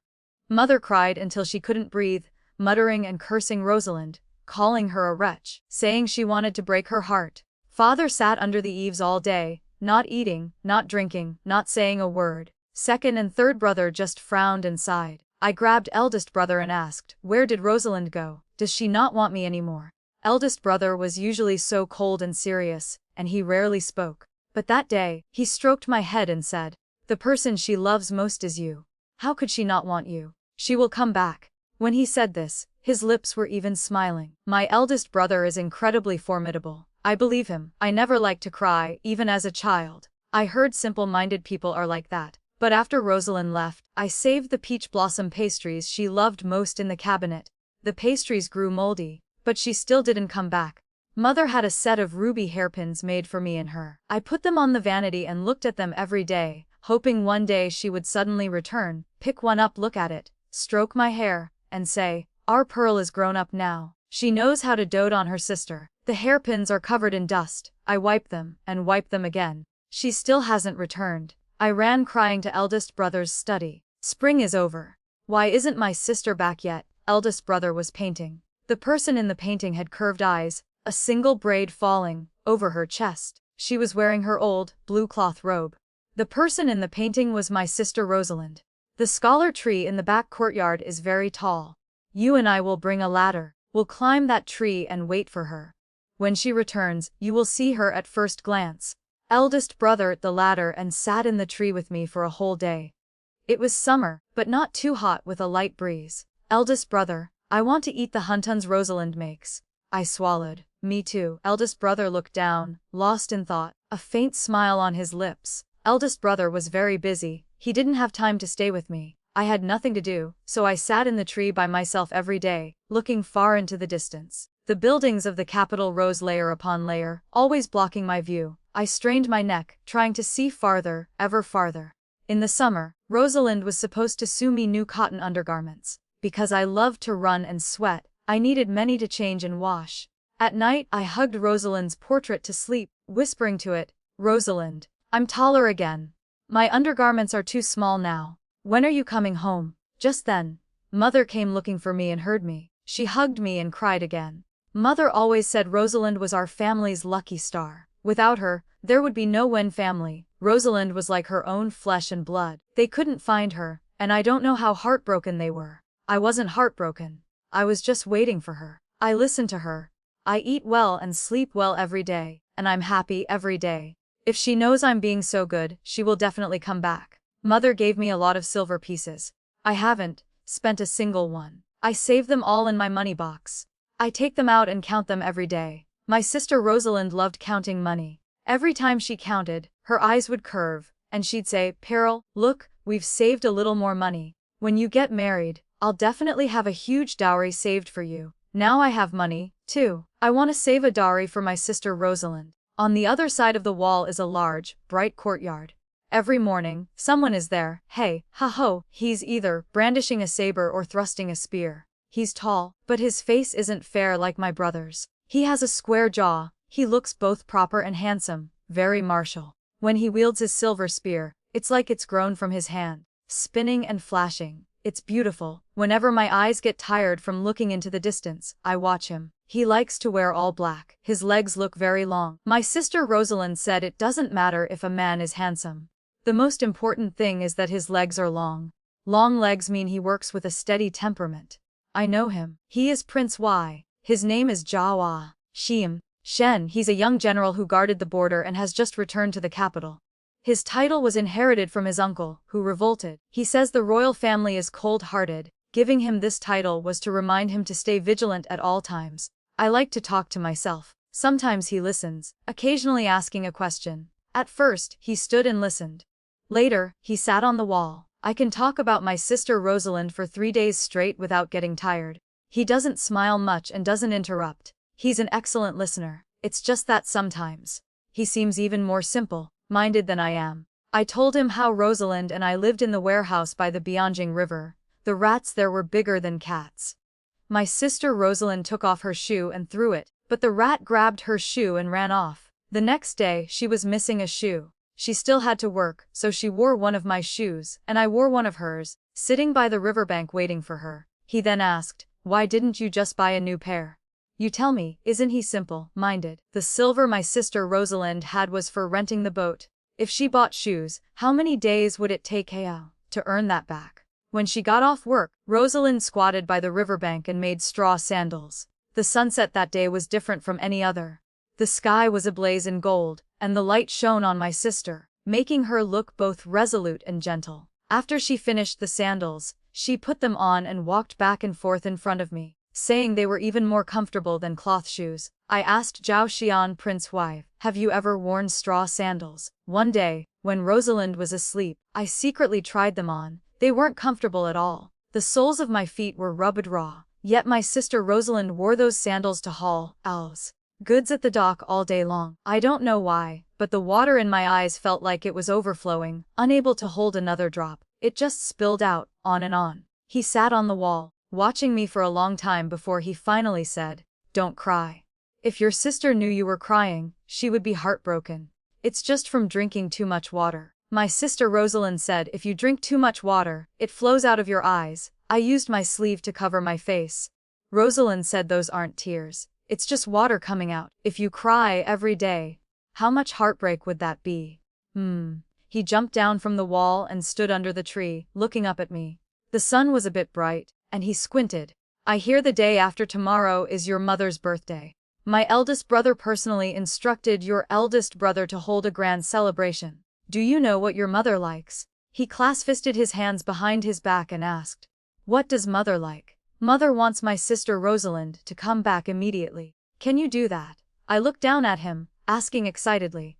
He said nothing, just turned and walked away. Whether he could do it or not, he should have at least said something. Was he going to find my sister Rosalind? Rosalind said the emperor is the most powerful. He's the emperor's biological brother.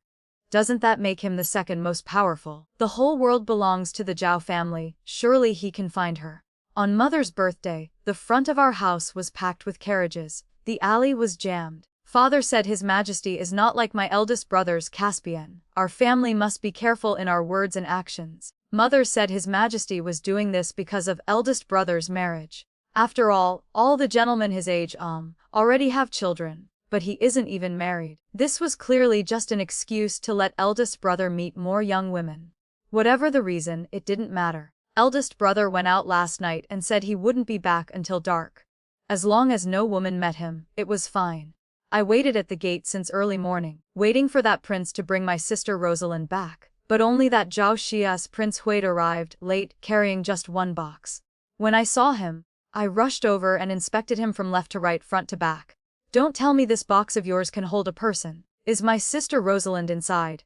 I stared, wide-eyed. Such a small box. What if she suffocates? His back stiffened. He just stood there silently. "Where is my sister Rosalind?" "I never said I could find your sister. But you never said you couldn't, either." I opened the box. Inside was just a jade Buddha statue. It wasn't my sister Rosalind. It was Mother's birthday, and she was still cruel enough not to return. She really didn't want us anymore. I shoved the box back at him and walked into the courtyard, not wanting to say another word. But today was Mother's birthday. Rosalind had told me that Father and Mother had been through a disaster. I couldn't make them angry or sad. I am a good girl. I listened to my sister Rosalind. I stood quietly behind Mother, listening to her chat with a group of madams her age. They were talking about my 3 brothers, asking if they were engaged, and if not, their family just happened to have a virtuous and gentle daughter, and so on. The question asked most was about my eldest brother, Caspian.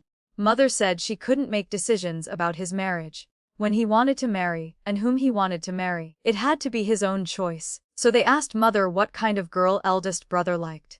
Someone who loves to laugh, has a steady and generous temperament, and can endure hardship with him.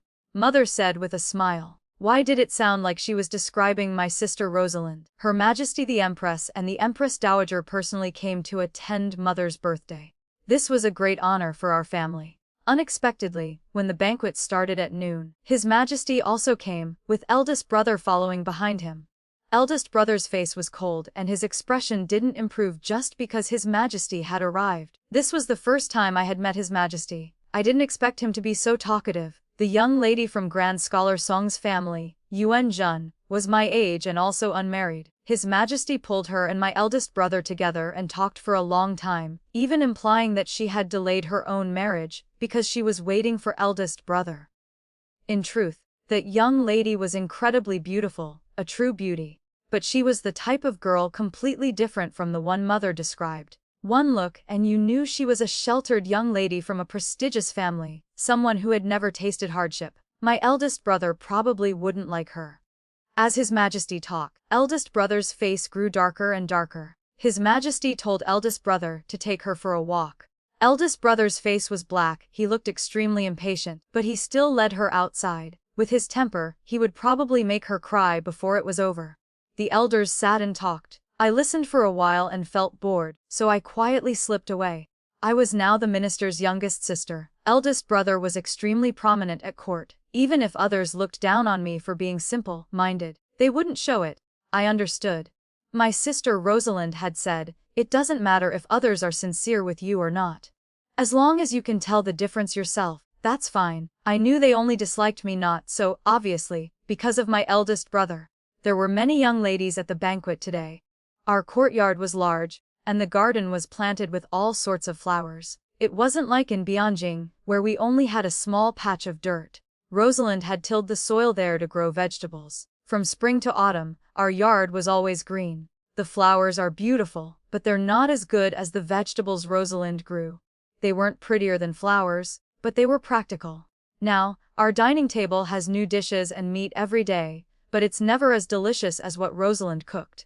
The young ladies had all gone to the banquet. The garden was empty. I missed Rosalind. If she were here, she would definitely grab my sleeve and tell me to go eat. Rosalind. There are so many people here today, but I can tell. Father, Mother, and my brothers are all forcing their smiles. If you were here today, even if Mother only ate a bowl of long-life noodles made by you, she would probably be overjoyed. You told me not to make Father and Mother sad. But why did you do it?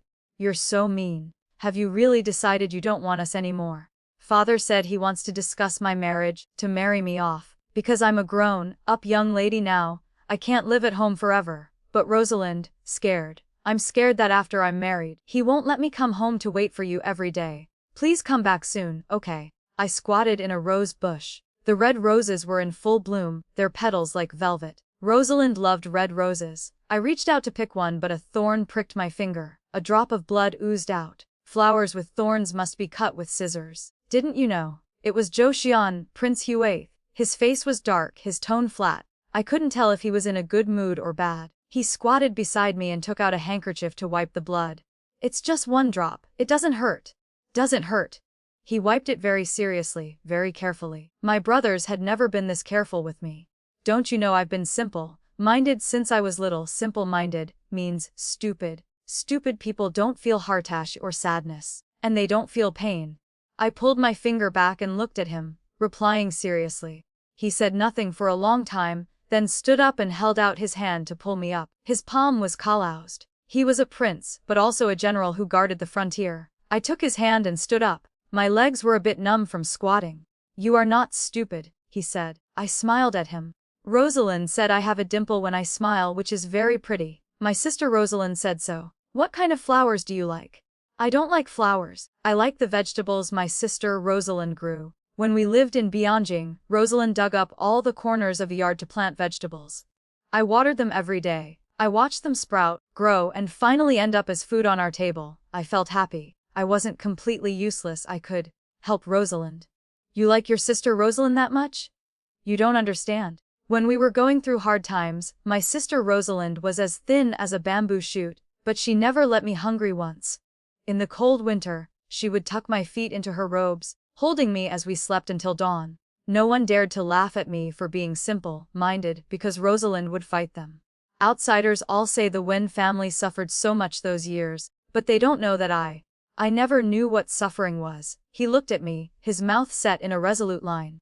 "Your sister Rosalind is very good. And you are very good, too." He reached out and stroked my head. He was really tall. My 3 brothers were tall, but he was a bit taller. I had to tilt my chin up to see him clearly. "Really? You are very good." Outside of my family, he was the first person to say I was also very good. "Do you know Minister Wen hasn't married after all this time? My imperial brother is about to go gray over his marriage. Maybe the right girl hasn't appeared yet. After all, I've never seen eldest brother look at any girl with a kind expression, except for me and Rosalind." My imperial brother once said.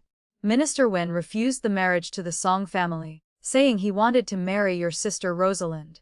But this matter was muddled by him and Steward Song. Although Minister Wen didn't say it, my brother feels he holds a grudge, so he feels very guilty and is determined to find a good woman for him." He looked very serious. "Was that true?" I tilted my head, not understanding his meaning. "My brother wants to marry my sister Rosalind. Is that it? Your imperial brother and that Steward Song, they really are unlikable. If Rosalind married eldest brother, she definitely wouldn't have abandoned her family and left." Zhao Shan Prince Huey looked at me, his mouth twitching, as if he wanted to say something, but in the end, he said nothing. "But eldest brother wanted to marry Rosalind. He liked her. But Rosalind never said. And eldest brother never mentioned it. Only mother once said she wanted him to marry her, but Rosalind refused. I asked her why. Rosalind said, if you like someone, just liking them is enough. If it's mixed up with other things, it's not worth having." Could it be that eldest brother's liking wasn't just liking? If not, why wouldn't she marry him? Even though I didn't understand, eldest brother liked Rosalind, but it was only liking. "Love in this world is a difficult thing," I sighed. "As if you understand." He laughed. When he smiled, he didn't look so fierce anymore. He had the air of a young man. I sat in the tree, waiting for Rosalind.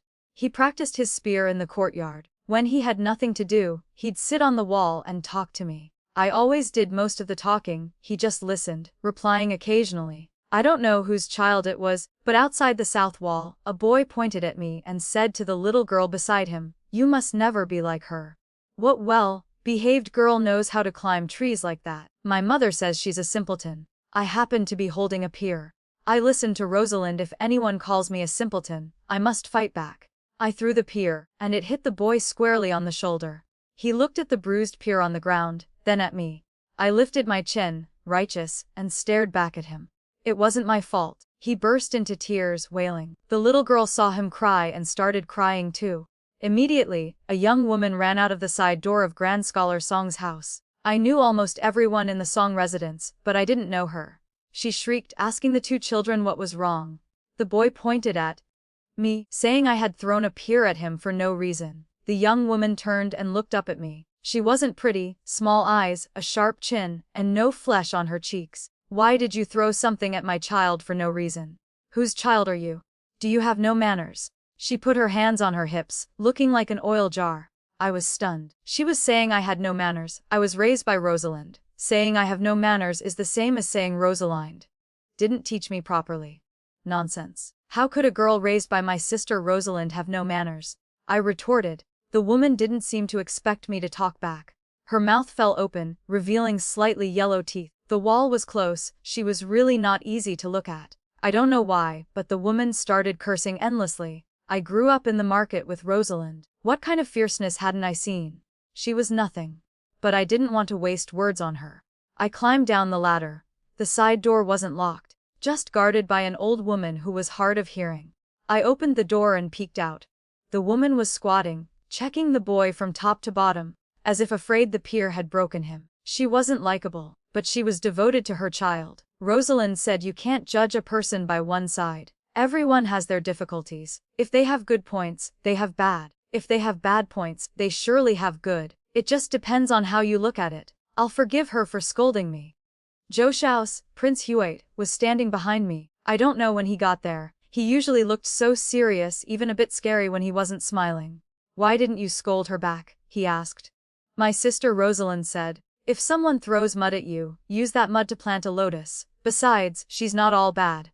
I looked at him and giggled. He held out a paper-wrapped bag. I could smell it. It was the 1,000-layer pastry from his kitchens. If we're talking about deliciousness, his family's was the best I'd ever eaten. The days passed quickly. It was already autumn, and chrysanthemums were blooming everywhere. Her Majesty the Empress was hosting a chrysanthemum viewing banquet. I didn't want to go, but Mother wouldn't let me. First, the Empress had personally sent someone to our house with the invitation. Second, I was already of marriageable age. After eldest brother became minister, many people had come to our house to propose. But father would talk to them for less than 3 sentences before chasing them away. Father said they weren't sincere. If they weren't sincere, he said he would rather raise me to old age. Ever since the family's disaster, father, mother, and my brothers had become very serious about one thing in marriage: sincerity. They valued it immensely. Mother said I had to go, so I had no choice. No one from my family was going with me except Mother, but the Empress had only invited unmarried young ladies and gentlemen. Mother gave me endless instructions and then entrusted me to my 3 brothers. This autumn, it had rained incessantly. I was about to grow mold. But today was a rare, beautiful day. The sky was high, the air was crisp, and the autumn wind was brisk. The Empress chose a village estate in the suburbs. I heard it was her dowry. But Mother said the Empress's background wasn't good, perhaps His Majesty had gifted it to her. Mother said Majesty truly had some real affection for the Empress. Rosalind said true affection is the hardest thing to find in this world. For the Empress's banquet, almost all the young ladies and gentlemen in the capital must have come. I didn't know many of them, but the estate was huge and bustling. You could see how many people were there. I didn't really like looking at flowers, but the young ladies were even more delicate than the blossoms. All kinds of bright clothes and perfumes mingled together. I sneezed several times. I didn't know anyone, and my brothers couldn't stay by my side. Second brother had a gentle temperament and was currently preparing for the exams. It was rare for him to get out. Eldest brothers Caspian found several talented and scholarly young masters, wanting him to chat with them. Eldest brother, on the other hand, just greeted Her Majesty the Empress upon arriving. The Empress told him to stay for the banquet, but he said the Ministry of Revenue still had matters to attend to and left early. I knew he was lying through his teeth. It was a holiday, even His Majesty was idle. What business could he have? It was just an excuse. If he had such a good excuse, why didn't he take me with him? How many times had Mother instructed him? Didn't she tell him to watch over me at all times? Eldest brother was so unreliable now. Banquets like this really weren't interesting. Writing poetry, painting, playing the zither, playing chess, I didn't know how to do any of it. Only polo was a bit more interesting. A group of young ladies sat by the polo field. Tents had been set up nearby, with carpets and tables laden with fruits and snacks. Today's weather was rare. I didn't want to sit in the tent, I just stood by the side, watching. On the field the game had begun. One team wore white, the other black. The man riding the reddish-brown horse looked somewhat familiar. His horse was much taller than the others, his legs were long, and his face was tan. He held the reins in one hand and the mallet in the other.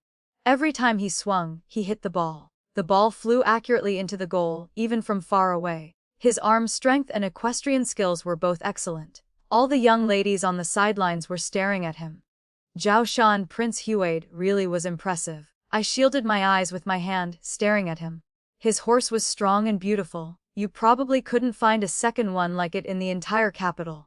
I wanted to try riding too, but Mother wouldn't let me, afraid I'd fall. Zhao Xian only played for half a match before leaving the field. Perhaps he felt the skill gap was too large, and it wasn't interesting. He slowly led his horse over to me. I was a bit nervous. The horse snorted in front of me. I reached out and petted its head. "You're so majestic." I walked a circle around it, inspecting it. It was chestnut-colored, without a single stray hair. "Why aren't you in the tent, standing out here in the sun?" Zhao Xian asked. His hair was still damp. He didn't look as stern as usual, he had the air of a young man. "It's a rare sunny day. Wouldn't it be a waste not to get some sun?" "Does he have a name?" "Luguang, flowing light." "Luguang, his name is as majestic as he is." We hadn't even spoken much before the Empress sent someone to summon him. Though I was simple-minded, I could see the group of young ladies gathered around the Empress. She naturally wanted to introduce them to him. "You wait here for me, I'll be right back." He handed the reins to a servant and hurried off. I looked at his retreating back and shook my head. He was still too young and naive. He didn't understand how much married women love to meddle in matchmaking. He was also a prince, which naturally made him even more desirable. I don't know how many women wanted to marry into the prince's residence. He told me to wait. How long would I have to wait? Of course, I wouldn't listen to him. I wandered around the estate. I saw others picking chrysanthemums to put in their hair, so I picked a pink one and had a maid pin it for me.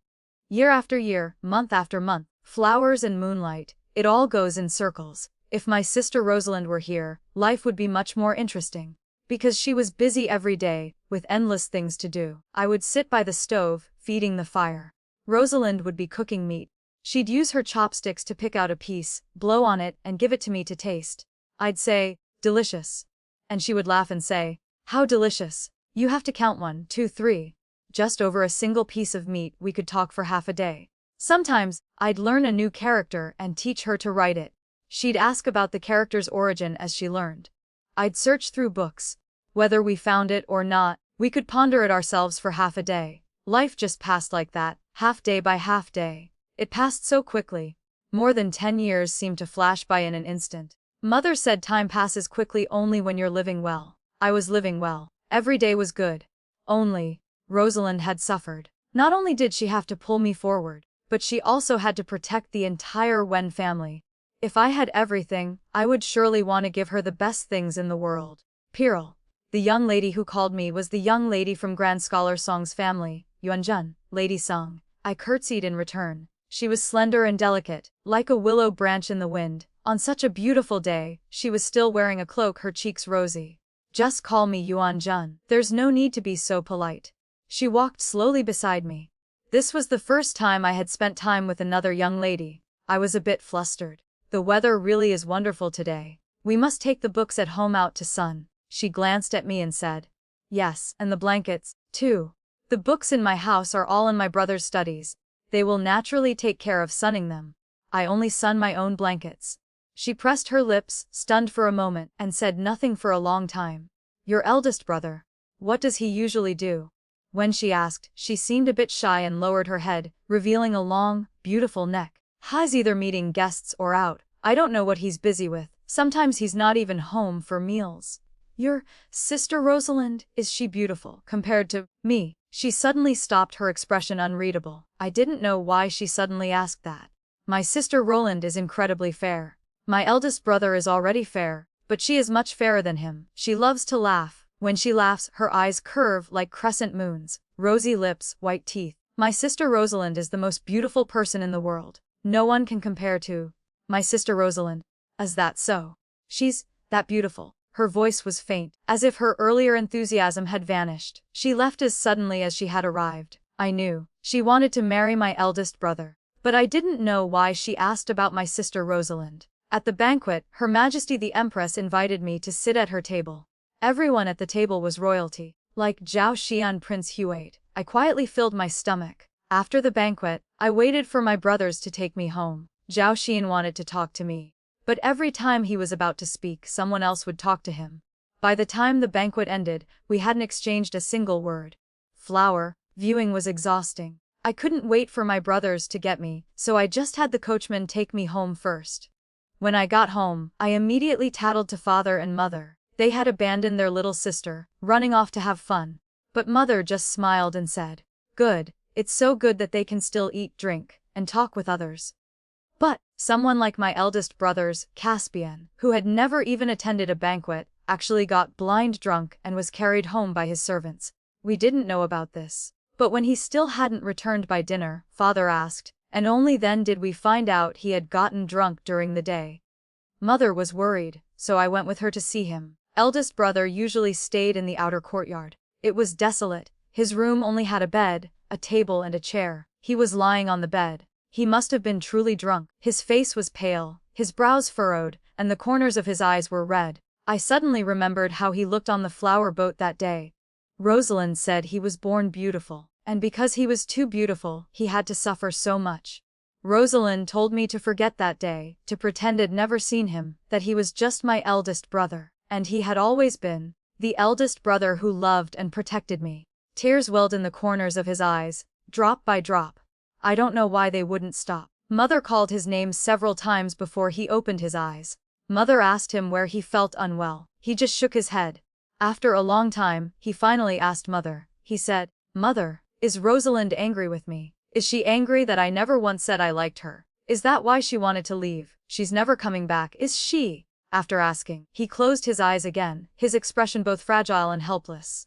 Today, I finally knew. The person my eldest brother liked was my sister Rosalind. Mother just looked at him, tears falling, scolding him. "Why didn't you say so sooner?" After that, I argued with eldest brother all the time. I knew he liked Rosalind but wouldn't say it. I just changed my tactic and argued with him. If he had said he liked her sooner, why would she have left? I resented him. When he said my sister Rosalind was ugly and had a bad temper, I would just talk back, repeating in my heart 10,000 times, "My sister Rosalind is the most beautiful. She's fair and pretty. You're the ugly one." Every time I argued like that, eldest brother's mouth would curl, and he'd ask, "Oh, where is she beautiful?" His mouth said one thing, but his heart meant another. He explained it with exquisite subtlety. I suddenly remembered. Sometimes when eldest brother visited, Rosalind would be busy in the kitchen. He would lean against the doorframe, watching her, occasionally saying a word or two, his eyes and brows filled with a smile. One day, Rosalind was holding a wooden hairpin, staring at it under the lamplight. I woke up from a nap, and she was still staring. I asked her what was so special about a wooden pin. But she just shook her head and said it was the most beautiful thing in the world. That happened to be a day eldest brother had visited. Thinking back now, he probably made it himself. After it was so crudely crafted, I just realized it too late. If I had known sooner, I definitely would have found a way to convince him to speak his true feelings. If I had, Rosalind wouldn't have left. Winter came early this year. It snowed heavily at the beginning of the 10th month. Even though he had been disowned, Father still wanted to go back to our hometown, to visit our grandparents' graves, to burn some paper money and cold weather clothes for them. My brothers didn't have time. Mother's health wasn't good, and the weather was cold, so Father wouldn't let her go. I had nothing to do at home, so I volunteered to go with him. Our hometown was a 2-day journey from the capital, but the heavy snow made the roads difficult. It was warm in the carriage. Father told me interesting stories about his childhood in the village. I was listening intently when the carriage suddenly stopped. I lifted the curtain. An arrow was embedded in the coachman's chest. He had already fallen to the ground, blood pouring from the wound. I had never experienced anything like this. My mouth trembled as I called out, "Father." Father pulled me back into the carriage and told me to be quiet. I leaned against him, feeling scared for the first time. If I died, what would happen? I hadn't seen Rosalind again. If she knew I died, how heartbroken and guilty would she be? I didn't want to die. I didn't want her to be heartbroken or guilty, still waiting for an invitation to come out. The man outside shouted. Father led me out of the carriage. There were many men in black, their faces covered, holding sabers and swords. Their eyes were filled with a terrifying killing intent. "Master Wen, go and send a message. We're taking your young lady. You go back and tell Minister Wen, we'll be waiting for him at the eldest princess's former residence. Give him 2 days. If he doesn't come, we'll kill her."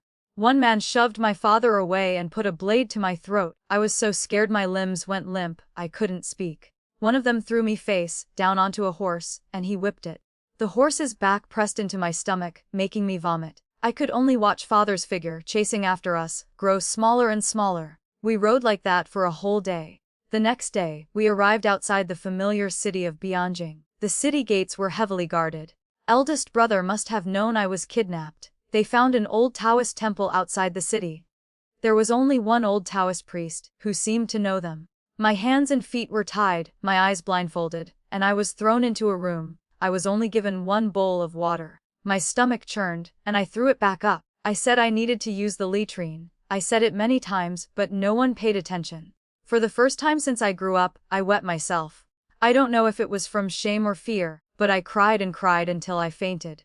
When I woke up, someone was squatting in front of me. His face was already dark, but seeing me, it grew even darker. Zhao Shim.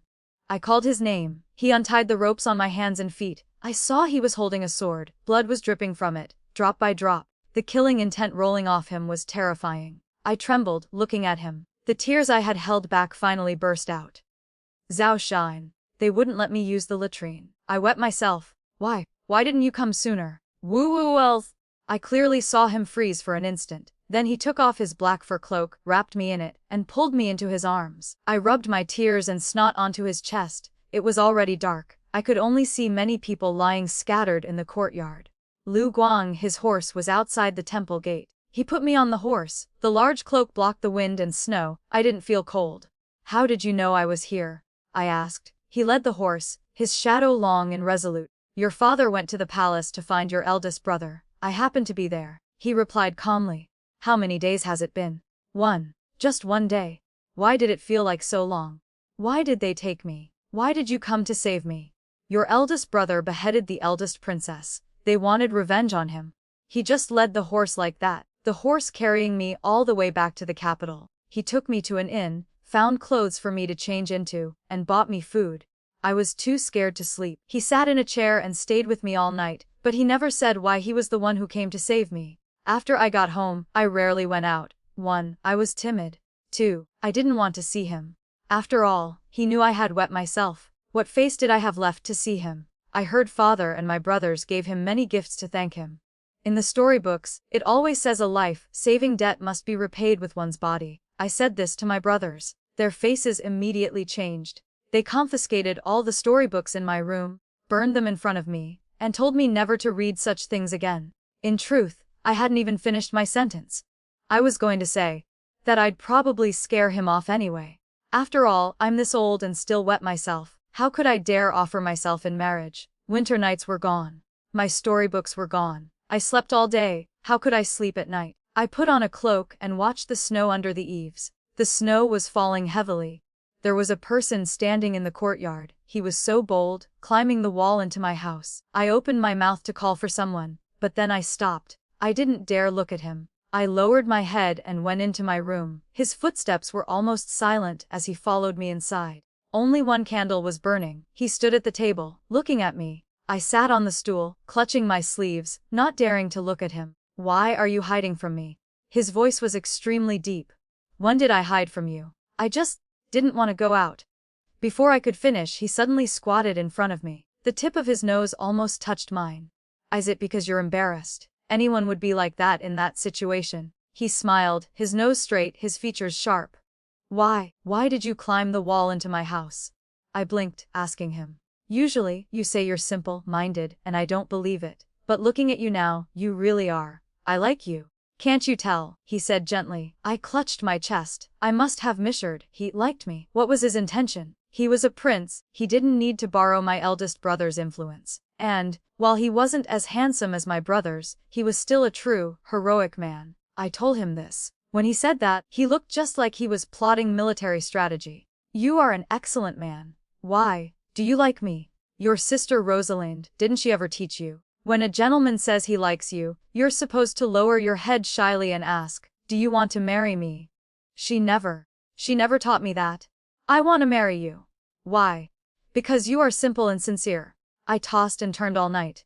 It was the first time I had ever lost sleep, and it wasn't because Rosalind was gone. When I got up the next day and saw the jade pendant carved with his name at my bedside, I truly felt it was just a dream. At noon the next day, he came to my house. He stayed in the study with my father for half a day. After he left, father called me over. Father and mother sat in their chairs, their expressions unreadable. Prince Huai told your father he wants to marry you. Tell me, do you like him? Father told me to come closer, holding my hand as he asked. I I don't know. I don't know what it's like to like someone. I've never liked anyone before. Father sees that he is sincere. How about, you spend some time with him and see.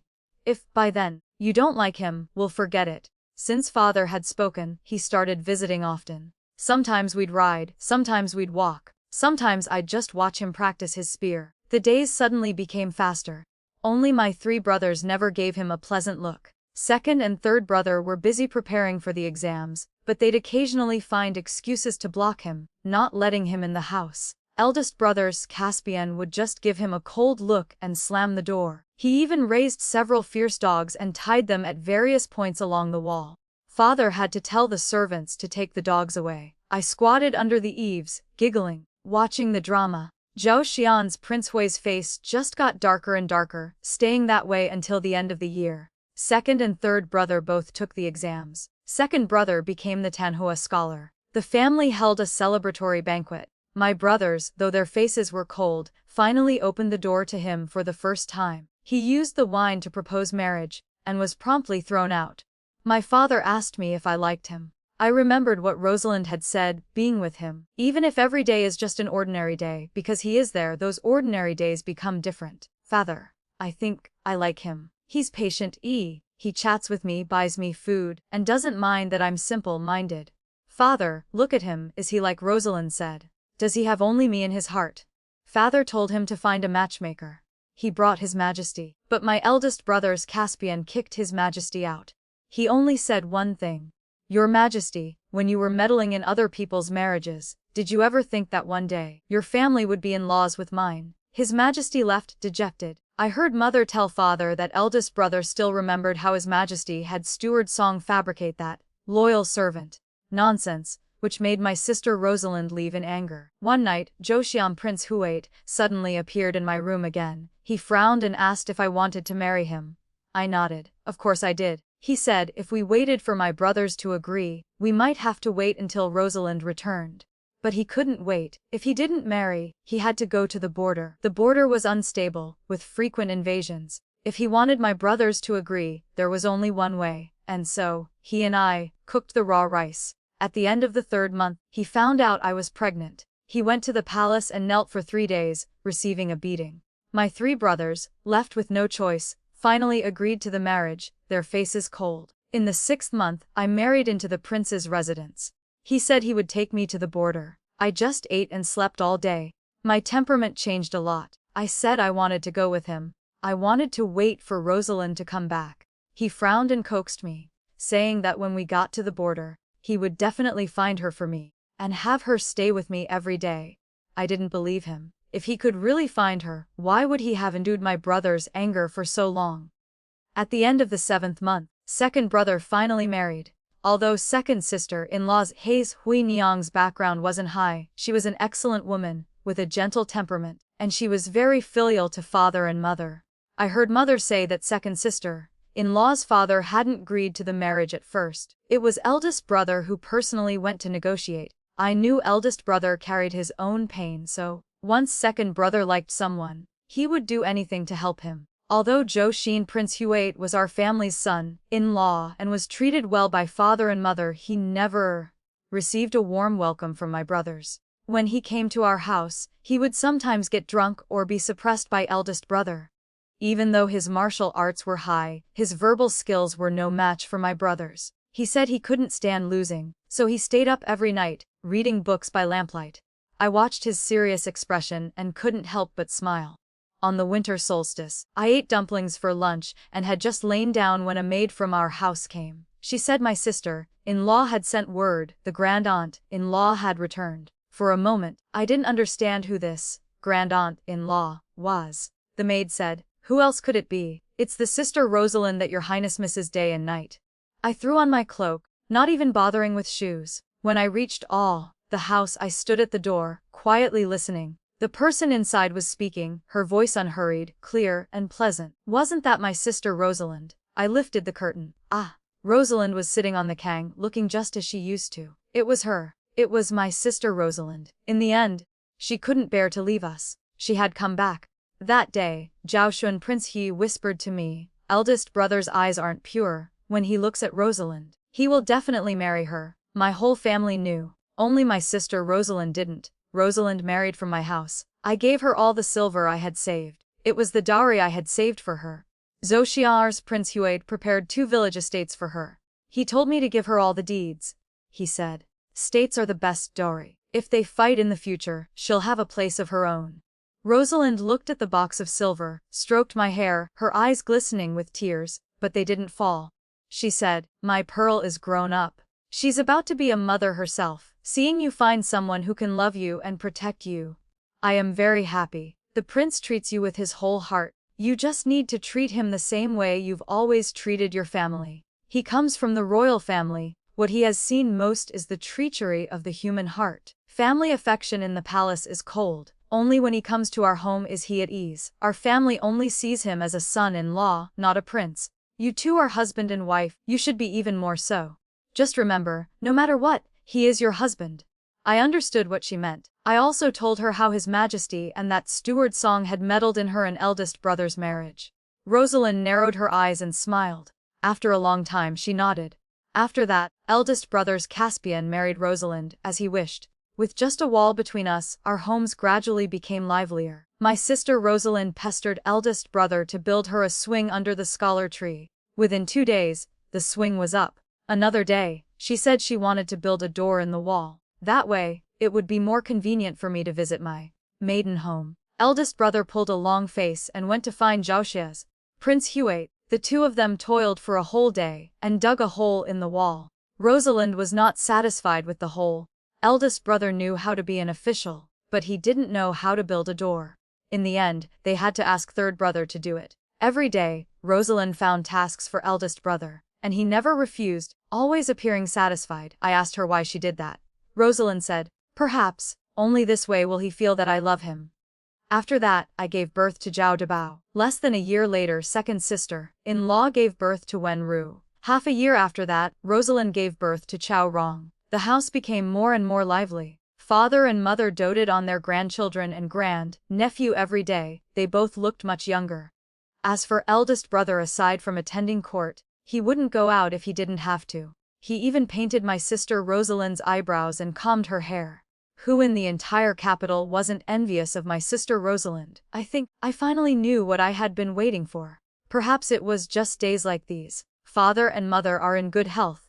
The children, though mischievous, are happy and carefree. My brother and my sister Rosalind found the right person. Every day is just an ordinary day, but because he is by my side, every day becomes special. I hope that all sincerity can be safely preserved. I hope that everyone you love, loves you back. The story ends here for now. If it touched your heart or left you thinking, I'd love to hear your thoughts in the comments. Please like, subscribe, and share Raccoon Tale to help more stories come to life. See you in the next tale.